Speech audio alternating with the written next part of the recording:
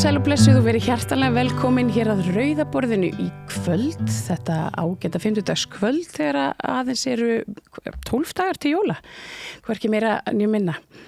Það líf og fjör við borðið hér í kvöld sem endra nær, það eru góðir gestir sem til okkar koma. Hann Björn Þorláksson lokar hér kvöldinu á samt Pítar nokkrum mate sem ætti Íslendingum, já allavega þeim sem hlusta svolítið á tónlistina, klassísku tónlistina að vera nokkuð kunnur. Bókmenntaspjallið er ítalegt að þessu sinni og mun vera það áfram. Það eru auðvitað nægu að taka vegna jólabókaflóðsins. Oddný Eir fær því sín góða gesti og kveður við nýjan tón hjá henni í kvöld þar sem hún tekur púlsinn á þýðendum og því sem er að gerast í þeirra stétt. Og svo rétt handan við hornið við ríðum við á vaðið með góðum gesti Þórir Hraundal sem kemur til mín hér rétt á eftir og ræðir stöðuna við Miðjarðarhafs með Austurlöndum, við förum yfir Sýrland og svona þessi tengsl Arabaríkjanna, þetta af nægu að taka. Svo sitið spennt og sperrið eyrun. Hér kemur meira eftir auglýsingar. Þarftan að tala um borgarfulltrúa. Borgarfulltrúar Sósíalistaflokksins eru með viðtalstíma alla mánudaga klukkan 13:30 til 14:30. Það þarf ekkert að bóka tíma, endilega kíkjum við í Bólholt 6, 105 Reykjavík. Með því að ganga í leigjendasamtökin styður þú baráttu leigjenda. Leigjendasamtökin eru fyrir öll þau sem vilja vinna að réttlæti og öryggi á húsnæðismarkaði. Leigjendasamtökin.is Gerist áskrifendur á samstöðinni og taki þátt í að byggja upp öfluga og róttæka samfélagsumræðu.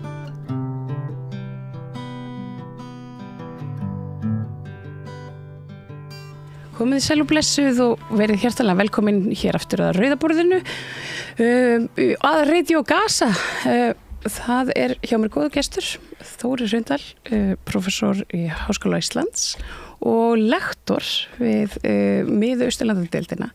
Ekki rétt? Já, verður velkomin. Takk fyrir því. Við höfum verið að fjalla svona jafnt og þétt málefni Mið-Austurlanda, svolítið svona með og fókuspunktin þarna á Gaza í þjóðarmorðinu og ég spyrði beint út hvað er að frétta bara eða hvað er ekki að frétta? Hvað er ekki að frétta? Fókusin er náttúrulega farið yfir á Sýrland allverulega þessi síðustu daga að sjálfsögðu og þá það er náttúrulega að sjá hvað er auðvelt fyrir ástand eins og að Gaza að bara hverfa úr fréttum eða með við alvarleika málsins þar þá var einhvern veginn þá var allir fókus komin yfir á Sýrland og auðvitað maður fylgist með þá áttar maður sig því að það er engin það er engin brems á því hvað Ísrael að gera á Gaza það eru tugir morða á hverjum degi, hverjum sólarhring þannig að þeir halda áfram sínum aðgerðum þar eins og ekkert hafi skorist og þeir eru þetta bara á mörgum vígstöðum eins og fram hefur komið á undanförnum vikum og mánuðum þannig að já, það er kannski svolítið það sem er að frétta. Já, og svo kannski fá að spyrja þig aðeins úti í Sýrland. Nú er þetta svona fyrir bara hinum almennu borgara óbærslega flókið. Það eru margir hópar og það verðist einhvern veginn, það er mikil upplýsinga óreiða svona það hver er með hverjum og hvað eru Bandaríkin og Ísrael og hver eru þeirra tengslirunni við þessa uppreisnarhópa og svo eru auðvitað Kúrdarnir sem hafa nú verið löngum ofsóttir svona allavega á Tyrklands landamærum og nú er þetta bara orðin einhver svona suðubottur. Ég sá að Írak eru farnir að moka skurð þannig á milli landa svo að svona óeirða seggirnir komist ekki við góðan leik yfir.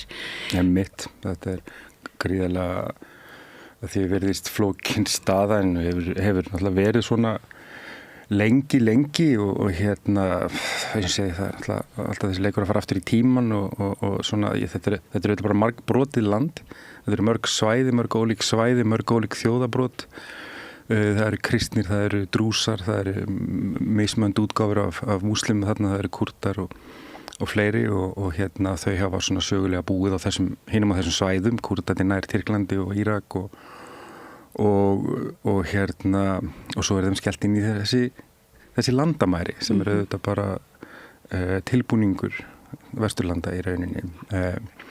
Þannig að þetta er bara svipað munstur og við séð í öðrum löndum í þessum heimshluta í Írak, í Líbanon og þar sem eitthvað utanakomandi afl við dreigð einhverja línur utan einhver þjóðabrot sem að kannski eftirleikurinn af því hefur verið að það kannski hefur verið svolítið erfitt að sætta mismunandi sjónarmið og þannig að það er einn hluti, já, ég meina, en svo náttúrulega eru bara geopolítikin í þessu í dag þannig að hún er mjög flókin, það eru tengsl við Tyrkland, Assad og hans lið hafði auðvitað sterk tengsl við Íran og Hezbollah, þannig að það eru mismunandi eins og í Líbanon, mismunandi svona tryggð sem að fólk hefur bæði við, hvað maður að segja, innanríkis öfl og þeir sem eru þá utanríkis. Þannig að þetta er flókið á margan hátt og svo náttúrulega er ekki ennþá komin kannski alveg nægilega góð mynd og hvaða nákvæmlega hópar þetta eru. Það er ekki komin en svona teljandi eða svona tæmandi listi yfir það og nákvæmlega hvað liggur fyrir. Já, það eru þessi einmitt þessi nokkur hópar sem að saminast þarna í þessa þennan stóra uppreisnar hóp sem í rauninni knésetur þarna forsetan og svo hann flýr í land og nú hvað er núna? Er þetta stjórnlaust land eða og Ísrael fór þarna og tók Gólanhæðirnar bara með að fullu eitthvað sem að þeir hafa nú verið með hernumið í einhver ár þvert á sáttmála við Sameinuðu þjóðir og annað. Hvað nú maður séð viðtöl við Sýrlendinga, það var nú bara á RÚV ég rak augun í það í dag, sýrlensk kona sem að var að talaði að nú ætlaði hún að fara að snúa heim til þess að byggja upp Sýrland að nýju, þannig að það er svona Sýrlendingar virðast að vera jákvæðir, en svo er það svolítið svona þetta er svona málum blandið annars staðar.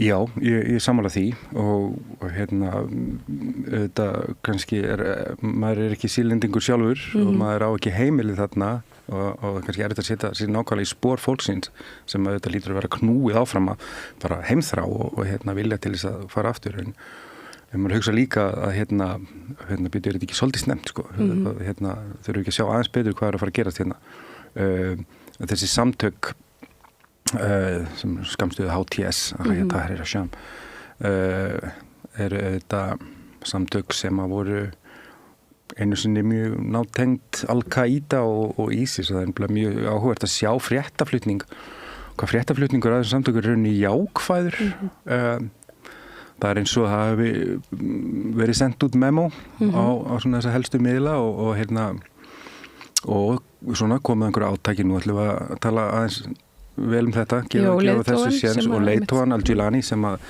er mitt fær skjáttíma svona, ég teki eftir í að því svona við sem fylgist aðeins með þessu þá tökum við því að miðausturlönd eru yfirleitt birt í ákveðnu samhengi, arabíska tungumálið er birt í ákveðnu samhengi, þessi maður fengi ákveðnu skjáttíma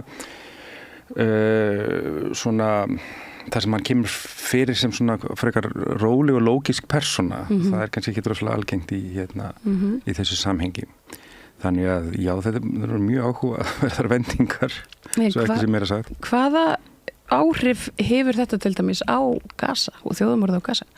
Já, það bara, sko, ég er ekki alveg Giuliani og hans lið fókusir á Sýrland, frelsun eigin borgara og svoleiðis og Ég er bara svona með tilliti til tengsla við Hezbollah og þá Hamas og upp á vopn og annað bara nauðsynjar það því að samkvæmt einhverjum fregnum þá hafa þessar nauðsynjar sem hafa verið að berast inn á Gaza, þær hafa nú aðalega verið að koma einmitt þarna í gegnum Sýrland og þetta net sko. Já, akkurat ég þori ekki að segja, ég þori ekki að spá fyrir hvernig það er bara eitt af þessum óvissu faktorum sem bara ómögulegt að spá í hvernig fer sko, ég meina það er náttúrulega, við vitum að það er svona, hvað maður segja, samarabísk samkennd með palestínumönnum en hún er eins og annað sem er notað í pólitískum tilgangi, stundum veriðst hún fá eitthvað svona brautagengi og stundum ekki þannig að það er svona við þurfum bara að sjá held ég þetta er ennþá svona svolítið early days ennþá sko. Já, einmitt, en eins og segir þá vegna Sýrlands og reyndar vegna skotárásirnar á heilbrigðis tryggingamannin í Bandaríkjunum, þá hefur maður lítið séð af fréttum einmitt frá Palestínu og frá Gaza en nema maður leiti virkilega eftir þeim hver er staðan hún er slæm Já, á Gaza hún er slæm eins og verið, ég meina þeir sem vilja bera sér eftir þeim uppsýningum einmitt, maður þarf kannski svolítið að gera það núna þegar að fókusin er farin svona af Gaza að það er, ég meina, Ísraelsmenn halda áfram sínum dampi þar, það er tugir myrtir á hverjum sólarhring og það heldur bara áfram sami takturinn í þeirra aðgerðum þar. Já, þetta er náttúrulega bara ég meina þetta er þjóðarmorð, þetta er í rauninni katastrófa á öllum levelum, þetta er risastórt umhverfismál, það er loftið menga, vatnið menga, jarðvegurinn menga, það er allt sko orðið ólífanlegt sko og eins og var verið að tala um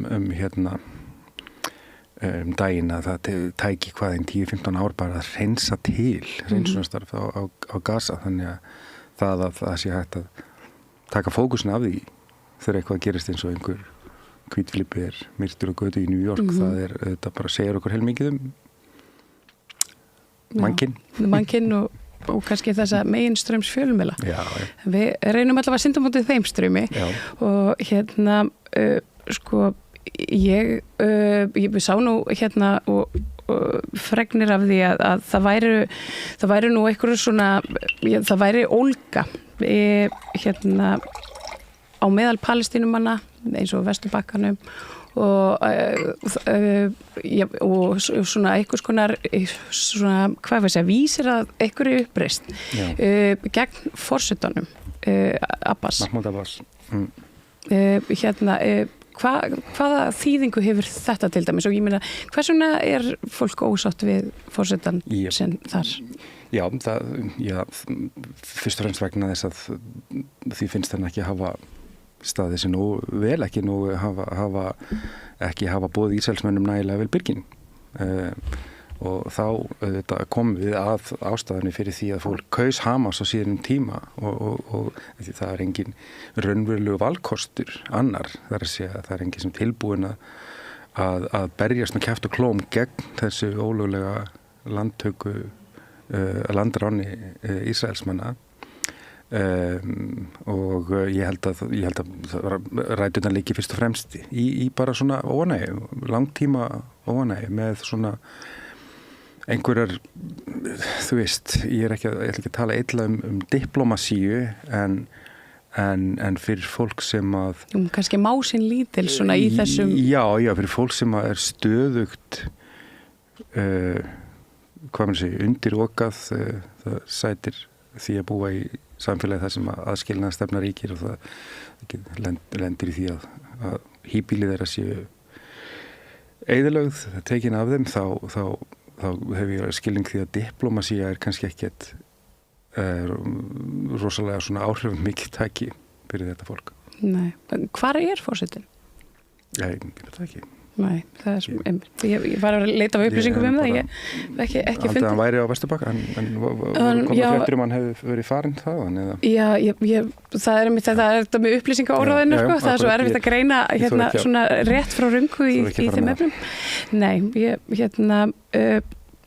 það er auðvitað, sko, Egyptaland í öllu þessu og í raun bara Araparíkin í heild hafa bara, svo það sé sagt, staðið sig frekar illa á borði, ég meina þau standa öll með Palestínu.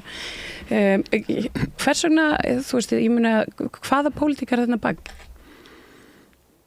Já, það er kannski taka það svolítið hvert og eitt land fyrir sig, en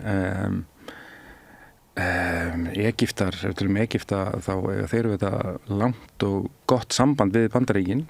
Bandaríkin hafa stutt og fjárhagslega, hernaðarlega og þeir eru náttúrulega einur af þeim helstu bandamönnum áður en Ísrael varð þeirra helsti bandamaður í Miðausturlöndum kring 1970, þannig að það er ekki bara Bandaríkjamenn sem þetta kannski bendað þessu, það er bara vesturveldin í heild sinni og aðalega Frakkar, Bretar og þessar nýlendu þjóðir sem að þetta gengur skuggum það að þeir kæmu fyrir leiðtogum í þessum löndum sem að væri þeim hliðhollir og þeir hefði einhvers konar stjórn yfir. Við sáum hvað gerist í Íran þegar Sjahan var rekinn frá völdum þar, þá var Íran þetta bara svona einhvers konar paría ríki. Þannig að eina ástæðan fyrir því að Araparíkin hafa gert svo lítið sem raun ber vitni er tryggð þeirra skuldbindingar, samningar við Bandaríkin. Má ekki gleyma heldur viðskipta læginu í þessu öllu. Til dæmis við horfum í Ísrael, það er katastrófísk og viðskiptalega fyrir fullt af fyrirtækjum og virðiskeðjur og hitt og þetta allan heim að slíta eða setja viðskipta þvinganir eða slíta pólitísku samstarfi í Ísrael. Þetta er ekki bara einhvers konar menningarlegur eða pólitískur samhengi sem við tala um, þetta eru peningar, ekki síst. Já, og það er sko, Egyptar nú, já, það hafa nú svona sko, það var eitthvað hérna í síðustu viku, það var að Hamas veittu Egyptum einhvers konar umboð til þess að semja fyrir sína hönd, sem var svona hérna, maður beið einhvern veginn eftir því að þá myndi eitthvað gerast, sko. Þannig að það virðist vera eitthvað samtal þar allavega í gangi. Það var auðvitað í Egyptalandi, þá er þessi hérna, þetta Bedu Union, hérna, samtök hérna Bedúína sem að hérna fengu þarna sitt landsvæði í rauninni tilbaka sem að hérna og þau voru reknir þarna og flótta inn í eyðimörkina þegar hérna Ísrael og Egyptar semja þarna Rafa landamærin og hérna þeir í rauninni fá þetta svæði aftur gegn því að þá sinna einhvers konar hernaðarlegri íhlutun þarna á landamærunum, sko, svona höss. Hvað hérna, en samt einhvern veginn þá er eins og ekkert sé að gerast. Nei, við erum búin að vera að fá fréttir af einhvers svona viðræðum í rauninni allar götu síðan síðasta haust og það er ekkert gengið. Við erum ekki ennþá sko komin í, það er ekki ennþá komist á vopnahlé. Í gegnum allar þessar hörmungar sem er náttúrulega alveg ótrúlegt og það hefur verið margar tilraunir gerðar og einhvern veginn verðast þær alltaf falla sjálf sig. Þannig að maður bara, nú fyrir maður að hugsa þess að Kínverjar hérna þeir komu að deilu Írana og Sádi-Araba hérna fyrir nokkrum árum, sko. Þannig að það er ekki gert tilraun til þess að, allan svo mér vitandi, ekki gert tilraun til þess að hafa áhrif á þessa deilu en þetta er auðvitað mjög sorglegt að fylgjast með þessu hvernig þessar viðræður virðast alltaf bara hreinum koll. Já, Kínverjar reyndar komið eitthvað inn í þessa? Já, þeir leiddu saman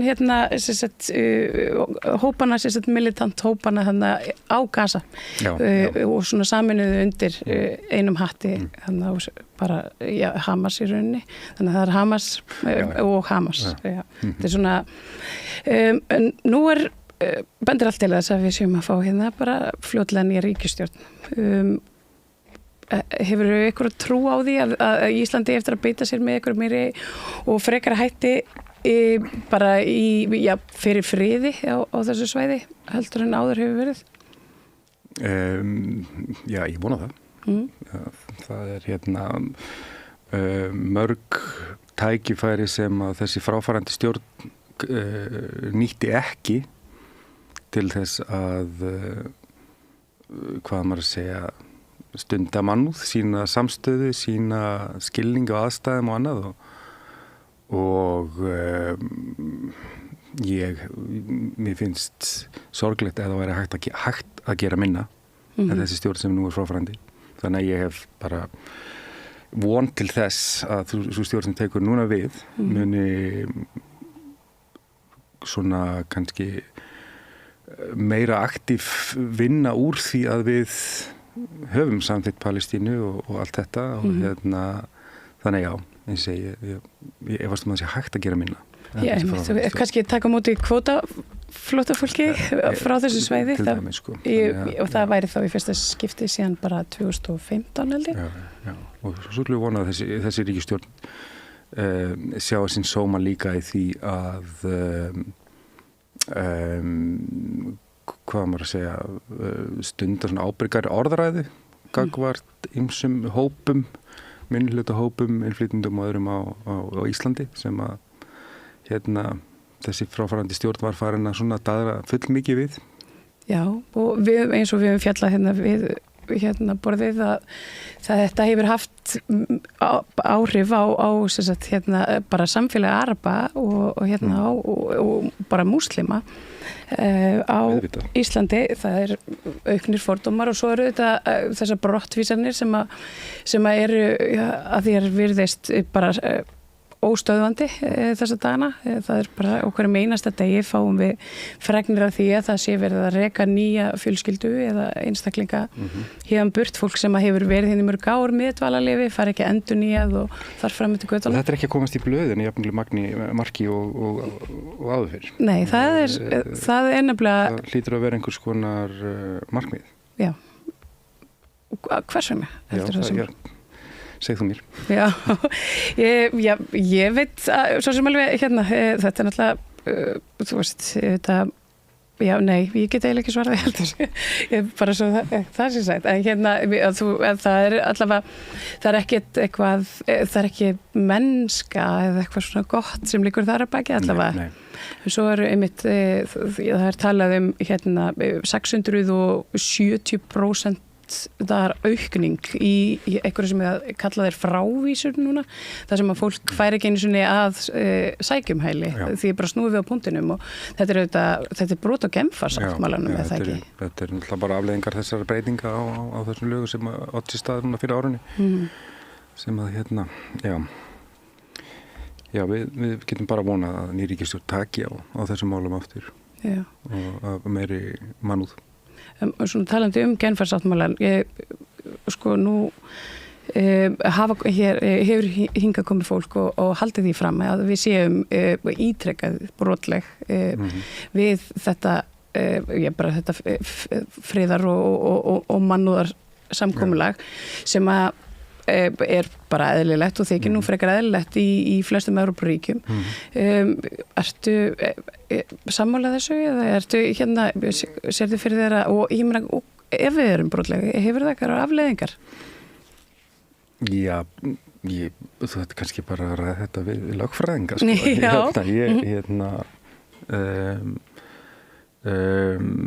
afleiðingarna virðist ekki hafa verið neina allavega að hinga til. Þetta virðist vera bara einhvers konar, þetta er náttúrulega hluti af stefnu sem er ekki bara ríkjandi hér, þetta er náttúrulega hugmyndafræðilega þetta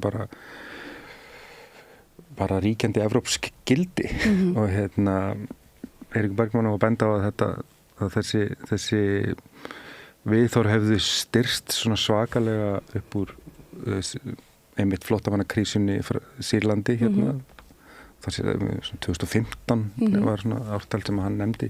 En ég held nú að þetta hafi verið talsvert lengur í rauninni. Ég meina við hérna, það nú bara 2014 árið áður til dæmis sem að það voru hér plönum að byggja mosku á einum stað í Reykjavík. Alveg rétt, og þá tók til hópur vaskra einstaklinga og dreifðu af höfðum svínshöfðum á lóðina sko. Einmitt, þetta er rauninni fyrirbæri sem hefur verið í gangi, sérstaklega sjá við hérna aukning á þessu eftir árásina á tvíburaturnana í New York. Rauninni þessu svona öllu keyrt í gang. Já, og hvernig við sko, nú eru Miðausturlönd gríðarlega stór og þetta eru auðvitað mjög ólíkar þjóðir og þjóðabrót og þó við einhvern veginn hérna vestan megin setjum svona fólk einhvern veginn allt undir sama hatt hérna hvers vegna höfum við þessa ímynd sem að við höfum af bara arabum og múslimum þetta séu allt bara þetta séu alveg eins staklingar.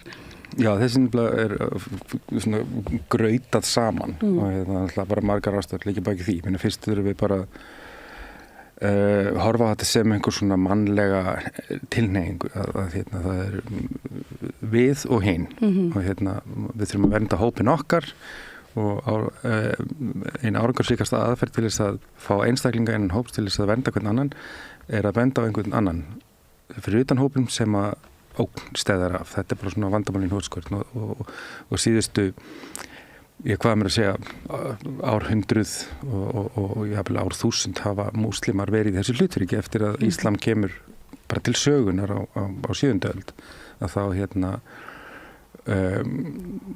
þá eru múslimar og Íslam einhvern veginn óvinnur.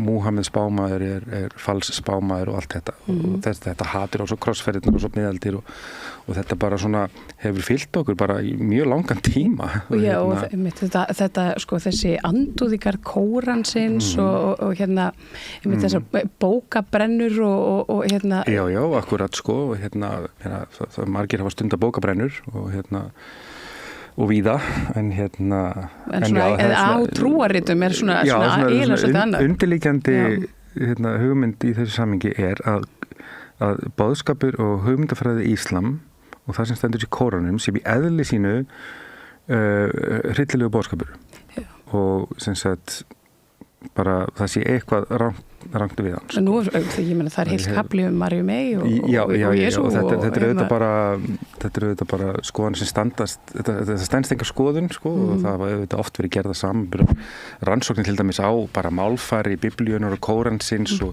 það hafa verið talið, þú veist, hvað er margir hræðilegir hlutir hérna, hvað er margir þetta eru gömul rit sem eru skrifuð í allt öðru samhengi og þau, ég meina eins og ég hef nú lendi í debatt með öðrum með útvarpsmanni hér fyrir marslöngu síðan sem að vildi gjarnan halda þið fram að þetta væri svona að Kóranin væri í eðli sínu uppspretta alls íls en það var líka benda á það að ritin sjálf eru bara stafur á blaði það þarf mannlega milligöngu til þess að gera eitthvað úr þessum hugmyndum og þú getur gert hvað sem er og hvaða hugmynd sem er í rauninni þannig að þetta er oft eitthvað sem það er rosalega erfitt að svona vinna þetta er svo útbreidd skoðun sko og svo er þenni grautað saman við einmitt þessar hugmyndir að múslimar séu hér að nálægt því að ná yfiróðum yfir Evrópu og allt þetta sko þannig að hvað er þetta? Þetta er auðvitað pólitíkarsar þeir eru einhvern veginn svona kynda í þessu báli sko og þessu hræðislu ef þeir sjá það sér í hag að það komi fleiri atkvæði eða meiri svona samstæða þeirra málflutning þá eru sumir pólitíkur sem veigra sér ekki við að nota þessar hugmyndir en þetta eru bara rosalega sterkar og rótgrónar hugmyndir sem að sem standast hins vegar mjög litla skoðun. Múslimar eru í dag það bil mann ekki 5% af íbúðum Evrópu eða eitthvað þannig og margir þeirra hafi búið í Evrópu í kynslóðum saman. Fólk gleymir því oft að þú veist, hérna til dæmis Ísland ágætis dæmi, hérna stóð deilan það hvort þetta byggja moskú í Íslandi ekki, það hefur verið moskú á Íslandi í 40 ár eða meira. Já, ég held að séu 4. Já, það eru 3 allavega núna sem ég viti og það hefur nú ekki verið beint eitthvað vesen í kringum það. Þannig að þetta augljóslega, þetta stendst enga skoðun. Sko. Og það einmitt það sem að heyrðist kannski svolítið hátt þarna í mann þegar talað var að það yrði svona einhver óeðlilega afskipti sáta af moskunum á Íslandi. Já. Hvaðan fær fólk þessar hugmyndir? Já, það í rauninu upprunlega átt að koma og það kom einhver peningur frá Sádi-Arabíu í gegnum eitthvað félag í Svíþjóð, minnum mig, Rísala samtökin og þetta ekkert óðild, þetta bara eitthvað sem hefur viðgengist. Ég bara alveg eins og trúarstofnanir senda peninga á milli og styrkja félagsstarf eða trúarlegt starf í öðrum löndum, þetta bara trúboð bara? Í rauninni, já, akkurat, eins og ég held að aðri stundi líka. Akkurat. Víða. Já. Þannig já, en það er bara alltaf einhver prósenta og við sjáum auðvitað þessar hugmyndir hafa náðu miklu brautakengi á öðrum Norðurlöndum, Danmörku ekki síst og það er alltaf einhver svona ákveðin prósenta í samfélagum sem tilbúið að gangast þessum hugmyndum að held. Einmitt. Það er mikið talað kúgun kvenna einhvern veginn svona í þessu samhengi. Einmitt, sko. Það er svona eins og allt í einu fá ótrúlegustu karlar í samfélaginu ofbúslega mikinn áhuga á kvenréttindum þegar tali berst af múslimum og innflytjendum. Akkurat. Hvað eru múslimakonur svona kúaðar? Já, það var nú íslensk kona sem gerir rannsókn af þessu. Ég man ekki hvað hann heitir. Ég verði að grafa upp þessa rannsókn. Ég held að hann hafi verið í Bandaríkjunum. Ég held að hann hafi verið svona heimilisofbeldi. Svona bara á heimsvísu eða eitthvað þannig og komstu auðvitað því að það eru ekki einhverja trúarlega línur þar á milli, sko. Þetta eru aðri faktorar sem að fótboltaleikir og svona? Fótboltaleikir, áfengis- og eiturlyfjaneysla til dæmis sem að fyrir það sem að hafa raunverulega farið til Miðausturlanda að vita er ekki nærið jafn stórt vandamál og hér. Nei, það er bara mjög lítið vandamál í þessum stórborgum allavega. Svona hvergi öryggara heldur en í stórborgum í Austurlöndum á næturlega. Það er engin fullur. Einmitt og það er svolítið sem ég upplifði þegar ég var í Kaíró og á tímabilum þegar svona á milli sjálfboðaliða þá var ég mikið ein og það sem að það var orðið mjög heitt þarna í lok þessa verkefni sem var í apríl-mæ og þá var þetta svolítið þetta var svona annars vegar bið og svo var þetta svona einhverjar svona díleringar við svona einhverja milligöngu aðila og aðala símtöl og þannig að ég fór út á kvöldin og það sem svo merkilegt reyndar annað við arabísk samfélög er þetta með klukkuna það er líf eiginlega allan sólarhringinn og það eru börn út allt einhvern veginn bara alltaf og þetta er svona stundum eins og fólk sofi ekki það var það sem ég spurði bara sofið einhvern tímann en þá er þetta bara þannig að fólk einhvern veginn bara tekur ákvörðun bara í dag ætla ég að eiga svona sólarhring og svo ætla ég að hins einn og það er svolítið magnað þegar hittnar þá náttúrulega er mjög freistandi að vera bara á næturlagi maður sér það náttúrulega mjög víða En það er einmitt, ég upplifið þetta þegar ég var að einhvern veginn að skjótast á milli húsa og ná mér í mat eða bara eitthvað göngutúr að ég hef líklega bara á fáumstöðum upplifið mig örugga á meðal fólks eins og þar en það er haram að áreita konur út á götu, það var bara mjög illa séð. Það er auðvitað gert. En það er auðvitað gert, við skulum bara svo gerum ekki lítið úr því. En já, þetta er ekki verra í arabískum samfélögum heldur en okkar eigin. Nei, þetta móti. Þetta er bara svona hugmyndir sem að hafa safnast upp í gegnum tíðina og sem betur fer heldur maður að flestir sjá gegnum þetta og og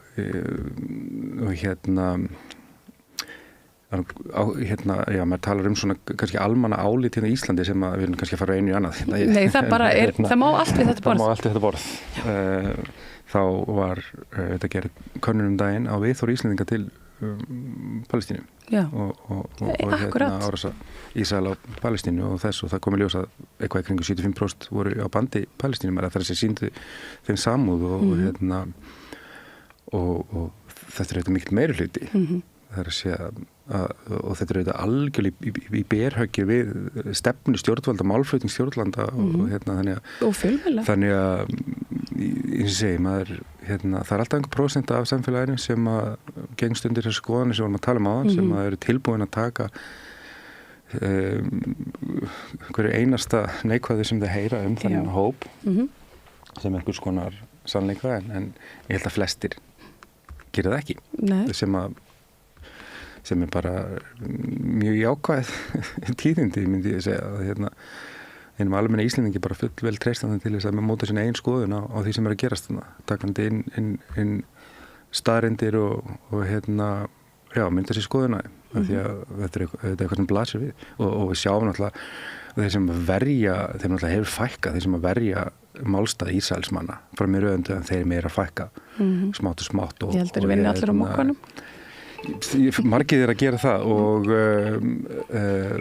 við sáum núna síðast fráfarandi utanríkisráðherra taka sterkar til orða en hún hefur gert áður meiri sem, þannig að það er mjög breytt staða núna hvað varðar orðræðu Ísrael og Ísrael-Palestínu heldur en fyrir árið síðan. Og við tekið eftir þessu, við erum með verkefni í háskóla sem við kallum Palestínu verkefni einfallega og við erum með viðburði svona gegnum tíðina, gegnum þetta ár. Endilega, já, kannski segja okkur bara já, þetta er bara verkefni sem að fórum að stað með í strax í október á síðasta ári og heldum fyrsta viðburðin okkar í nóvember, þetta er sem verkefni því er ætlað að bara halda uppi umræðu Palestínu á sem breiðasta grundvelli, bæði sögu, menningu og þetta þjóðarmorðin sem er í gangi núna og þetta kom svolítið til vegna þess að við sáum í fljótt í hvað stemdi svona seinni hluta október á síðasta ári að þetta yrði eitthvað kannski öðruvísi þó okkur hafi ekki órað fyrir að þetta yrði jafn hræðilegt og maður sá nokkur mánuðum síðar og núna en það sem svona við erum nokkur sem stöndum að þessu verkefni, það sem ég, Nikita Hamar Patterson og Hassan Karakilind sem eru doktorsnemar við mál- og menningadeild það var svo svona hróplegur munur á viðbröðum háskólans og náttúrulega allra annara stofnana í samfélaginu við til dæmis Úkraínustríðinu þegar það fór af stað og þegar við sáum hvað Ísrael ætlaði sér á þessum fyrstu vikum. Þegar þau sprengdu fyrsta spítala? Já, og svo annar spítalan og þriðja spítalan og nú er bara engin spítala eftir? Og ég í rauninni kom að máli við bara fólk og aðra, fólk hér og þar, bara í samfélagir og bara svona að leita eftir einhverjum viðbröðum, hvort að það yrði gert eitthvað svipað og þegar að Rússar hófu sitt innrásarstríð í Úkraínu og það var ekki. Þannig að þetta var svona einhver svona mótvægi við þessari furðulegu stofnanlegu hlýðni eða þögn og þessari einhvers konar þráhyggju við að fara eftir einhverju ákveðinni línu sem er samt aldrei sögð en hún er einhvern veginn svona hush, við tölum ekki svona um þetta og hitt en síðan fórum við að stað og sóttum Háskóli Íslands sem er í rauninni það sem er kallað svona samfélags eða sjóður til að styrkja samfélagsverkefni eða eitthvað slíkt. Við sóttum í þeirra sjóð og fengum rausnarlega bara styrk úr honum og höfum nýtt hann í ýmsa viðburði síðan. Þannig að það má alltaf segja með því að veit okkur hennar styrk hafa háskólinn tekið ákveðina afstöðu og við höfum haldið þó nokkuð fjölda við bæði kvikmyndasýningar, fyrirlestra og hitt og þetta. Þannig að Palestínuverkefnið við Háskóla Íslands. Palestínuverkefnið. En það eru, það er nú kannski, já, þú segir að Háskólinn hafi tekið ákveðna afstöðu. Ég hef nú hafa verið aktivistar og háskólanemar við borðið og tala að að Háskólinn taki einmitt skýra afstöðu í hináttina með því að vera ennþá ekki búin að slíta öll tengsl við og svona akademísk tengsl við háskóla á Ísrael og þá við fræðafólk og annað. Hvers vegna hefur Háskólinn ekki gert það og er það einhver afstæða? Já, þú þarft að spyrja ráða með Háskólann að því. Eins og segist, það hafa margir kallað eftir því að þetta veri gert og stúdentar verið þar mjög áberandi og fleiri og eins og ég ætla ekki að svara fyrir stjórn háskóla. Nei, en svona fyrir þitt leyti ef þú fengir að ráða hvað myndirðu slíta á þessi tengsl? Já, ég myndi gera það. Þú myndi kjósa það? Ég myndi kjósa það. Já. Sumir hafa gert þetta er alltaf bara þessi boykott aðferðir er það árangursríkar eða ekki og það er hægt að gera ákveðin greinarmun á þessu, það er að taka háskóla sem eru á ólöglegum landnema byggðum og boykotta þá og eða það er að boykotta bara alla ísraelska háskóla þannig að því að sumir hafa bent á að það sé þetta sárt að missa tengsl við fólk til dæmis sem að reyna að berjast fyrir réttlæti fyrir Palestínumenn en svo er líka að segja á móti að boykotta aðgerðir eru stundum bara sársaukafullar og það er hluti af ástæðinni það er sem það vill enginn þurfa að standa í svona aðgerðum frekar heldur með Suður Afríku á sínum tíma þetta eru sársaukafullar aðgerðir og þess vegna það virkar bara hefur svo kannski við förum úr einu í annað bara og höldum áfram í því Íran nú er talað Íran sem þetta öxulveldi alls íls einhvern veginn og stjórnarfar þar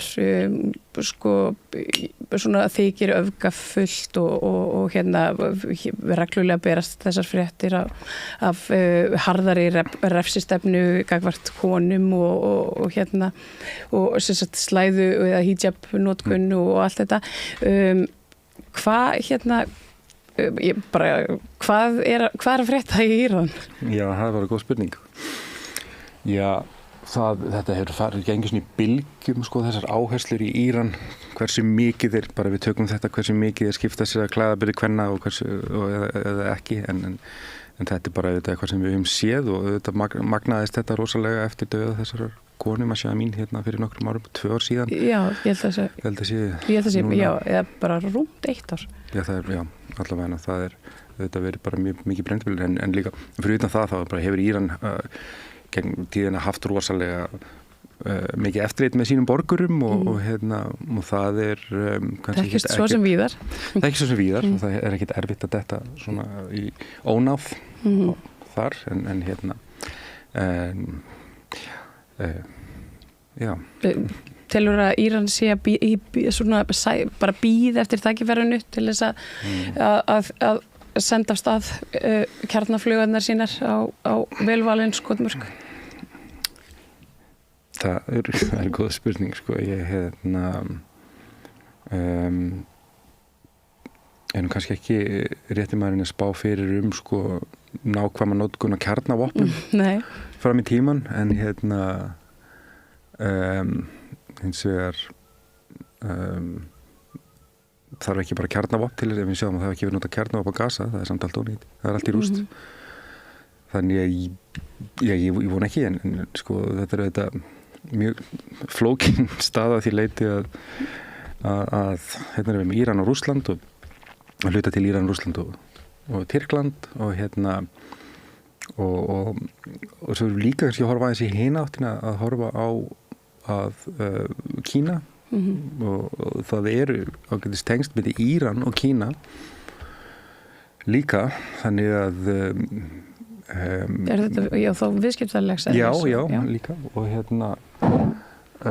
þannig að og svo náttúrulega líka annað sem við erum að horfa á ofta þessi landamæri en þau eru þetta bara mjög götótt að mörgu leyti. Það er ólöglegur olíuflutningur á milli allra þessara svæða og öll þessi samtök hafa hagnast á olíu á einhverju leyti. ISIS gerði það á sínum tíma. Þessi samtök HTS, Hayat Tahrir al-Sham, þau eru með sitt eigið olíufélag og það er bara hluti af því að vera greinilega batteri á þessu olíuríka svæði. Þannig að eins og segi, ég ætla ekki að spá fyrir hvað gerist næst hjá Íran. Þeir auðvitað vita það er ofurefli við etja ef þeir ætla að fara að ráðast inn á Ísrael eða ráðast inn í Sýrlandi eða hvað sem þeir ætla að gera ef að Bandaríkin koma og veita þar sína aðstöðir. Þeir eru með sín herskip þarna. Þannig að þeir vita að þeir mun aldrei ráða við það.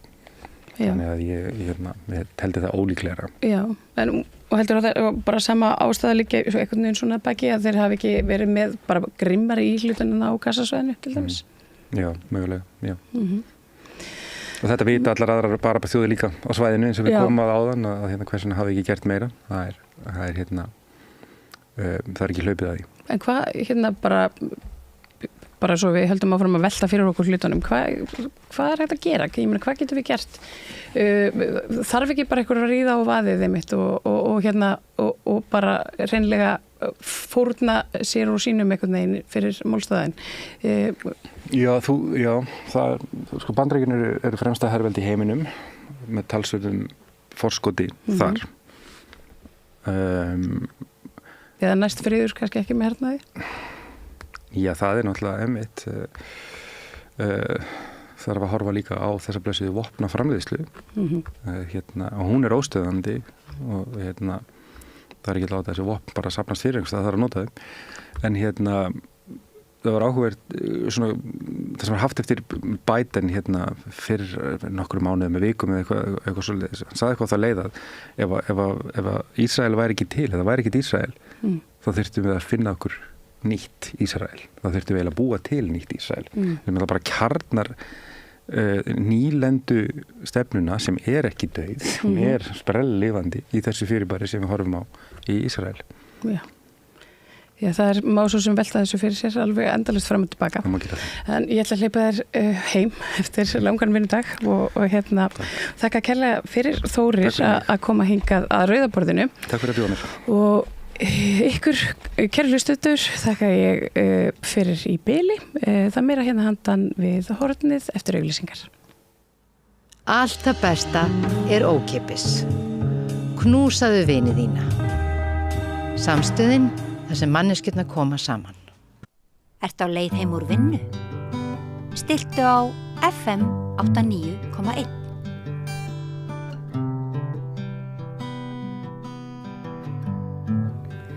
Verið velkomin að rauðaborðinu í bókmenntaspjall eiginlega núna þýðingar, svona mestu. Ég kom með 2 skáldkonur til mín sem eru líka þýðendur og ætla að ræða tiltekna bók. Það er Þórdís Gísladóttir, skáld og rithöfundur og þýðandi og Valgerður Ólafsdóttir, skólasálfræðingur og rithöfundur. Og skáld kannski líka, já, það er alltaf fyrir ykkur óljóst svona hvað er að vera skáld og hvað er að vera rithöfundur en við ætlum svona að ræða bók sem að Þórdís þýddi fyrir nokkrum mánuðum og kemur út núna í haust og hún heitir því hressandi nafni Þessir djöfulsins karlar og er eftir Andrew Walden og er dálítið svona hefur fengið mörg verðlaun og svo leiðis, hefur dálítið farið bara sigur fyrir heiminn eins og sagt er. Það er uppleggið sko í samræðunni.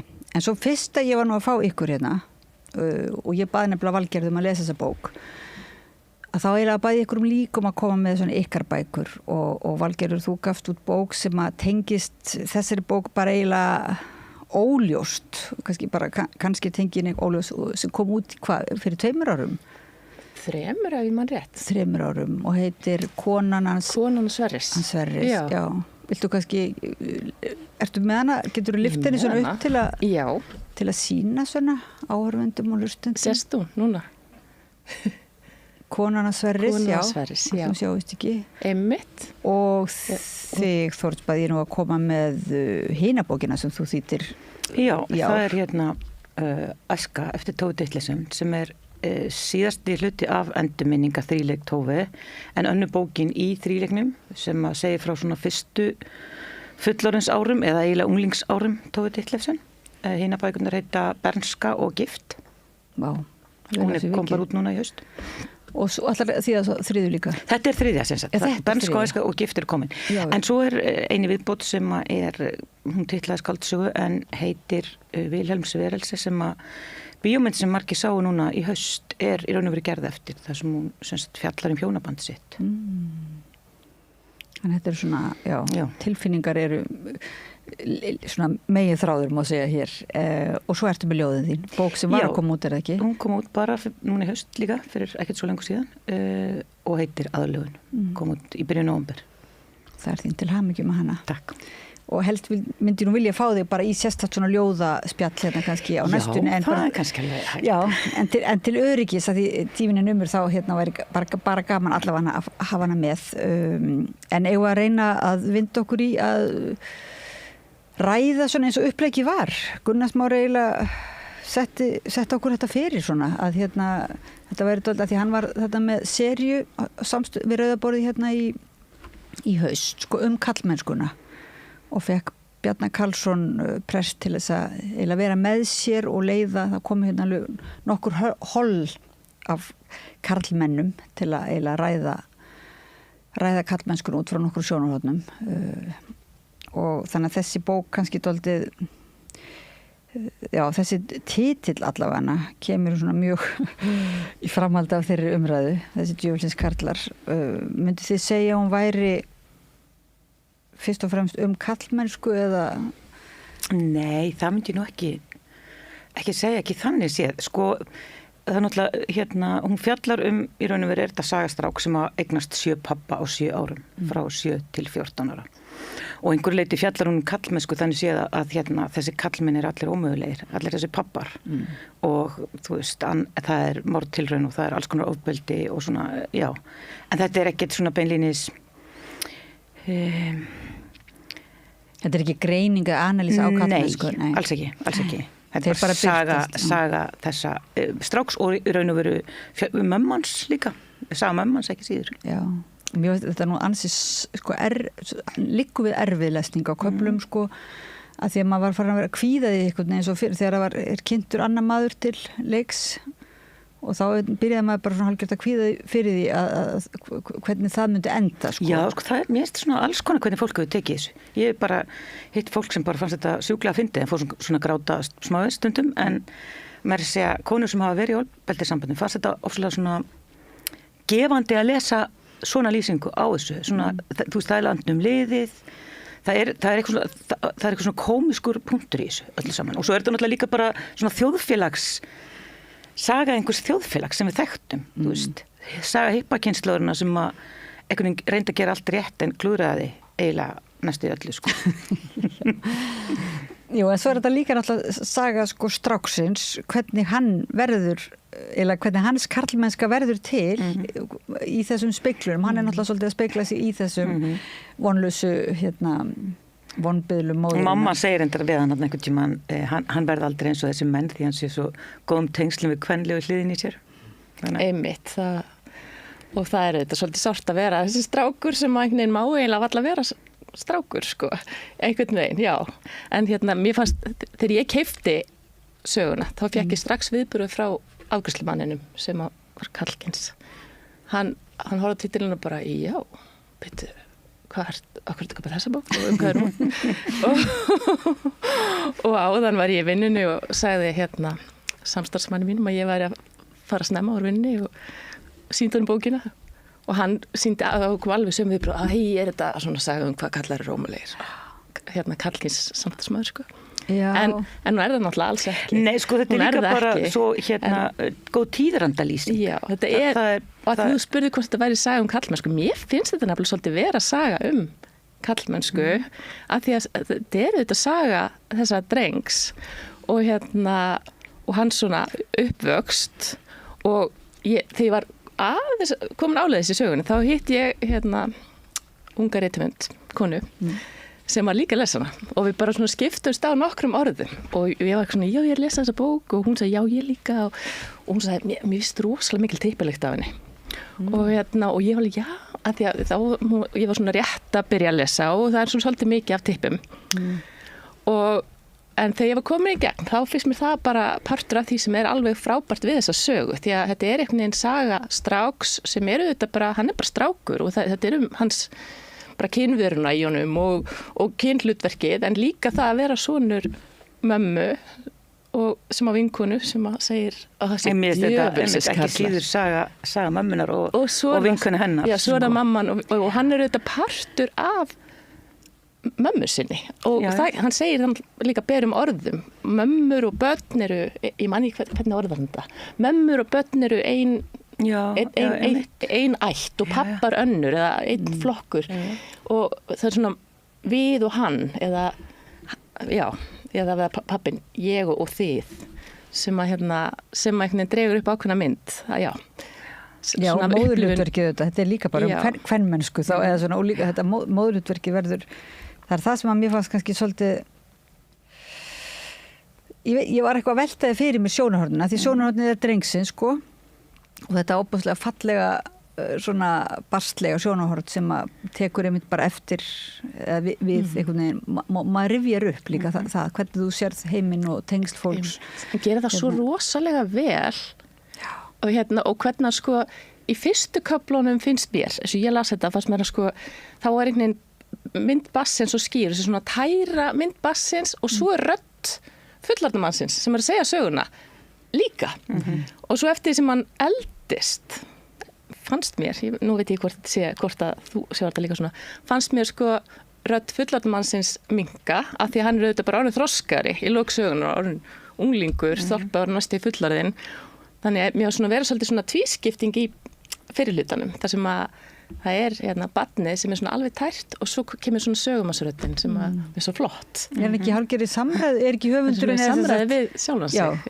Höfundurinn eða, þetta sjálfstæðislega? Sko hann segir þetta sé bara byggt mjög mikið á hans endurminningum og þetta sé í raun og veru saga hans, en hann segir systkini mín muna sumt öðruvísi og sumt mundi ég ekki, þannig ég bara prjónaði inn í það, datt eitthvað út þannig að þetta eru endurminningar hans, hann hefði alveg geta gert það og hann tekur reynda fram alveg að hann í mjög góðu sambandi við systkini sín og mömmu sína og þetta ekki fjölskylda sem talast ekki við en eitt þannig, mammans las bókina og kom með ýmsar breytingartillögur sem hann varð ekki við. Já, mamma sagði, við frekar tala þennan pappa. Nei, það var hann með reglan þurfti að vera, það ekki svo að hann hefði Jú, hann hefði velti fyrir sér á einhverju mómenti hvort hann ætti að kalla mannin pappa eða hvort hann kallaði hann pappa, en það voru þarna einhverju menn, einhverju vissi hann nú ekki einu sinni af sem mamma fór að rifja og einhverju menn sem hann sá sem að bara eins og þegar hún sefur hjá pappa vina, einhvers bekkjabróður hans hann ekki með því hann átti aðra fjölskyldu, hann var bara tilfallandi þarna eftir einhvern foreldrafund eða eitthvað svolítið sko. Þannig að þú veist, það bara ekki með. Þetta alveg sko, þetta eiginlega skuggaleg lýsing á þessari móður, ég verð nú að segja það. En ég heiti konu bara í gær sem á nýræðisaldri, svona af heipakynslóðinu og margar vinkunur þeirri kynslu og þær sjálfa sig mjög mikið í þessu. Og sagði enda, börnum mín átti ekki 7 pappa en þau áttu nokkra. Það svona. En fannst henni þá vera svona veit ekki, dómur undirliggjandi dómur? Nei. Fannst þetta svaka skemmtilegt og var svona að ræða þetta við vinkunum. En ég var svona aðeins að pæli því, hvort það væri að því að hann er fordómalaus og það er væntumþykja, maður finnur það, og hún þykir væntum mömmu sín og hann skilur, þessi fullorðni maður. Ég ekki að væri svona. Nei, en mér veist að hún samt hvernig hann svona, þú veist, hún verður dálítið komisk samt, mamma. Já, það finnst mér einmitt. Og dálítið tragísk, ég meina hún verður náttúrulega svolítið svona, ég veit ekki, sem móður það var ekkert æðislegt fyrir móður að lesa svona lýsingu sonarins á. Já, hún las þetta alveg og bara, þú veist. Já, hún er alltaf fyndin. Bara hress típa. Hún fyndin típar, bæði, já, svona ofsalega vandvirk og áhyggjufull og reyna alltaf að passa börnin sín voðalega vel og með ekki fá. Senda hann í Valdórsskóla og má alls ekki drekka einhverju góðstrykki með sykri og má ekki borða nammi með litarefnum. Einmitt. Það er bara svo vant fyrir hann. Já. Og með heimaprjónum fötum og svona. Já, jurtalitað og allt, sko, já. En hennar svona má segja, svo við slettum nú hérna sálfræðilegu lingu og hennar svona meðvirkni má segja, er það ekki, gagnvart þessum köllum, hún nær ekki að vernda fyrir henni. Já, sko hún allavega nær ekki að vernda sjálfa sig og þar finnst mér vera svona saga margra kvenna sem alltaf að reyna að bjarga einhverjum, eins og þú veist manni sem er í grunninn, maður sér alveg á þetta sympatísku maður en hann er náttúrulega bara ofbeldismadur og bara í einhverjum miklum vandræðum. En það sem mér fannst sko, þegar ég var að þýða, þá náttúrulega mæti maður bókinni svolítið öðruvísi, því maður er bara svona eins og maður sé að þræða einhverja perlur upp á þráð, því þú veist maður er alltaf að hugsa um orðin og svo hugsunin náttúrulega líka að hann er ekki, og náttúrulega ég hugsa þetta upp á þetta sko, hann er ekki að nota eitthvað tungutak sem við sjáum svo mikið í bókmenntum núna sem er tungutak einhverja fræða, þú veist, fíkni fræða eða, þú veist, ef maður les bókmenntir. Já, áfallafræða, eitthvað svo leys. Hann er bara ekkert þar og hann segir það sjálfur, hlustaði eitthvað podcast þátt daginn við hann, þar sem hann hefur aldrei farið einhverja þerapíu eða meðferð. Þú veist, maður getum hugsað þetta eins og, þú veist, bókmenntir maður les, hérna, bókmenntir Vesturlanda síðustu 100 árin, þú veist, það er hvað ég var að segja, Guð og Freud og svo kom einhver fíknifræði svona sem var einfald þetta og hann er ekki, þú veist hann er ekki því lingói. Nei, og þú veist, þetta er nefnilega tungutak sem mér er mjög framandi. Ég þekki ekki 12 spora umræðu sem að mjög margir er að reyna að átta mig stundum á því. Hvað eru þau að tala? Hvað, þú veist, maður heyrir eitthvað svona hann með svo mikið daddy issues eitthvað, þú veist, og maður bara hvað er það? Og mér finnst sko fólk nota þetta svo mikið og þú veist, ég er engin sérfræðingur í Freud en ég er svona betur að mér í honum af því að hann hefur verið notaður svo mikið til að greina bókmyndir en er svolítið dottinn út. Já, þetta er kynslóðabundið. Já, en þetta tungutak er komið inn í málið alveg. Já, alveg, og inn í bókmyndir. Og inn í bókmyndir. Og maður sem svona eldri, þá hugsa maður með sér býtu var ekki, bætir það eitthvað að smetla þessari greiningu eða þessi orði eða hefði það kannski bara verið betra að sína það sko. En maður getur ekki dæmt, það fer alltaf eftir bara kontekstu. Hann er aldrei að hugsa um eitthvað, þú veist, eitthvað sjálf og eitthvað bælingu og eitthvað svona, þú veist, það er bara ekkert. En hann segir sjálfur og maður sér það alveg, ég meina maðurinn sem skrifur þessa sögu er að nálgast 50 og hann sagði það sjálfur í bara einhverju viðtali í sænskum bókmenntaþætti að hann hefði náttúrulega skrifað allt aðra sögu þegar hann var 25 ára.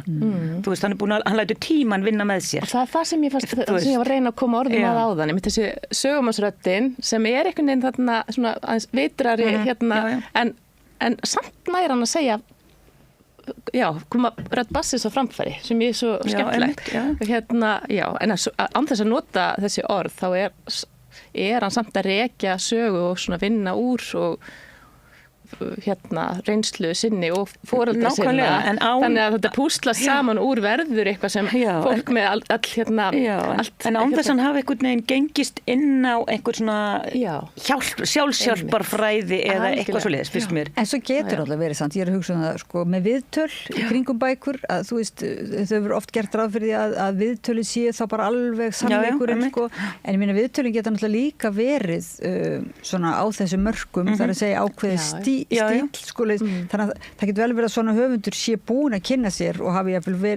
gengist undir sálgreiningu og unnið mikla sem kallast sjálfsvinnu það er eitt sem hann eða farið meðferð og verið í 12 spor þekkir til alls þessa en vilji ekki einhvern veginn sko smætta frásökunna niður í það ekki einu sinni í viðtali sko. Það getur vel verið að sé að ljúga því hann hafi aldrei bara velt þessu fyrir sér en hann segir það alveg fullum fjöldum bara hann hafi bara einhvern veginn gert hlutin öðruvísi En þannig hérna, já, en það er allavega, sko, ég bara velti fyrir mig líka því að þessi bók hefur slegið svo mikið í gegn og er að koma út allan heim, hún er rosalega, núna er hún búin að vera í fyrsta seti í norska bóksölulistanum, herði daginn, og svo er hún bara að koma út og það er að koma bíómynd.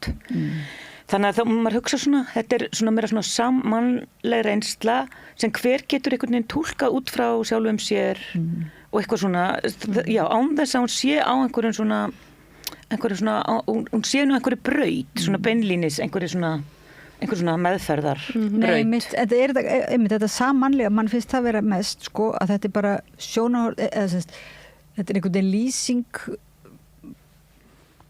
bars eða lýsing þá manns á barni eða svoleiðis, já, á því hvernig það sem kemur fyrir hann kemur honum fyrir sjónir og það er ekki þetta komiska að hlims ofbeldismenninir bara koma inn á sviðið bara sem sko skemmtilegir og flottir eða sniðugir eða áhugaverðir geta verið eða hálf svona óhugnarlegir og eitthvað svona sko og sá sem honum líka líst best á mamman hefur ekki áhuga á honum. Nei. Þannig að einmitt.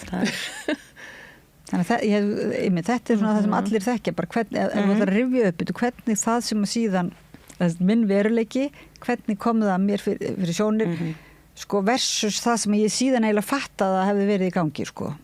Er þetta ekki svona þetta rosalega skáldlega furðulega sem margir Jú, lesandinn líka oft svona skilur aðeins betur en hann bara því hann er barn, þú veist hvað er í gangi sko.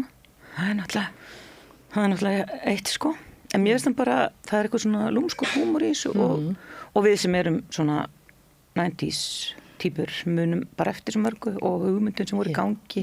Ég tengdi, sko, nú er hann, ég flett upp hvað hann er gamall, hann er fættur 76, ég er fættur 77 og ég þekkti, ég bara svona fann mig mjög, ég ólst að hluta til upp í Danmörku, þetta er náttúrulega Svíþjóð, það er ekki langt á milli, já, ég þekkti þetta mjög vel, mjög margt, bara svona smáatriði, þó hann dregur upp svona litla myndir og þær eru bara alveg sannar,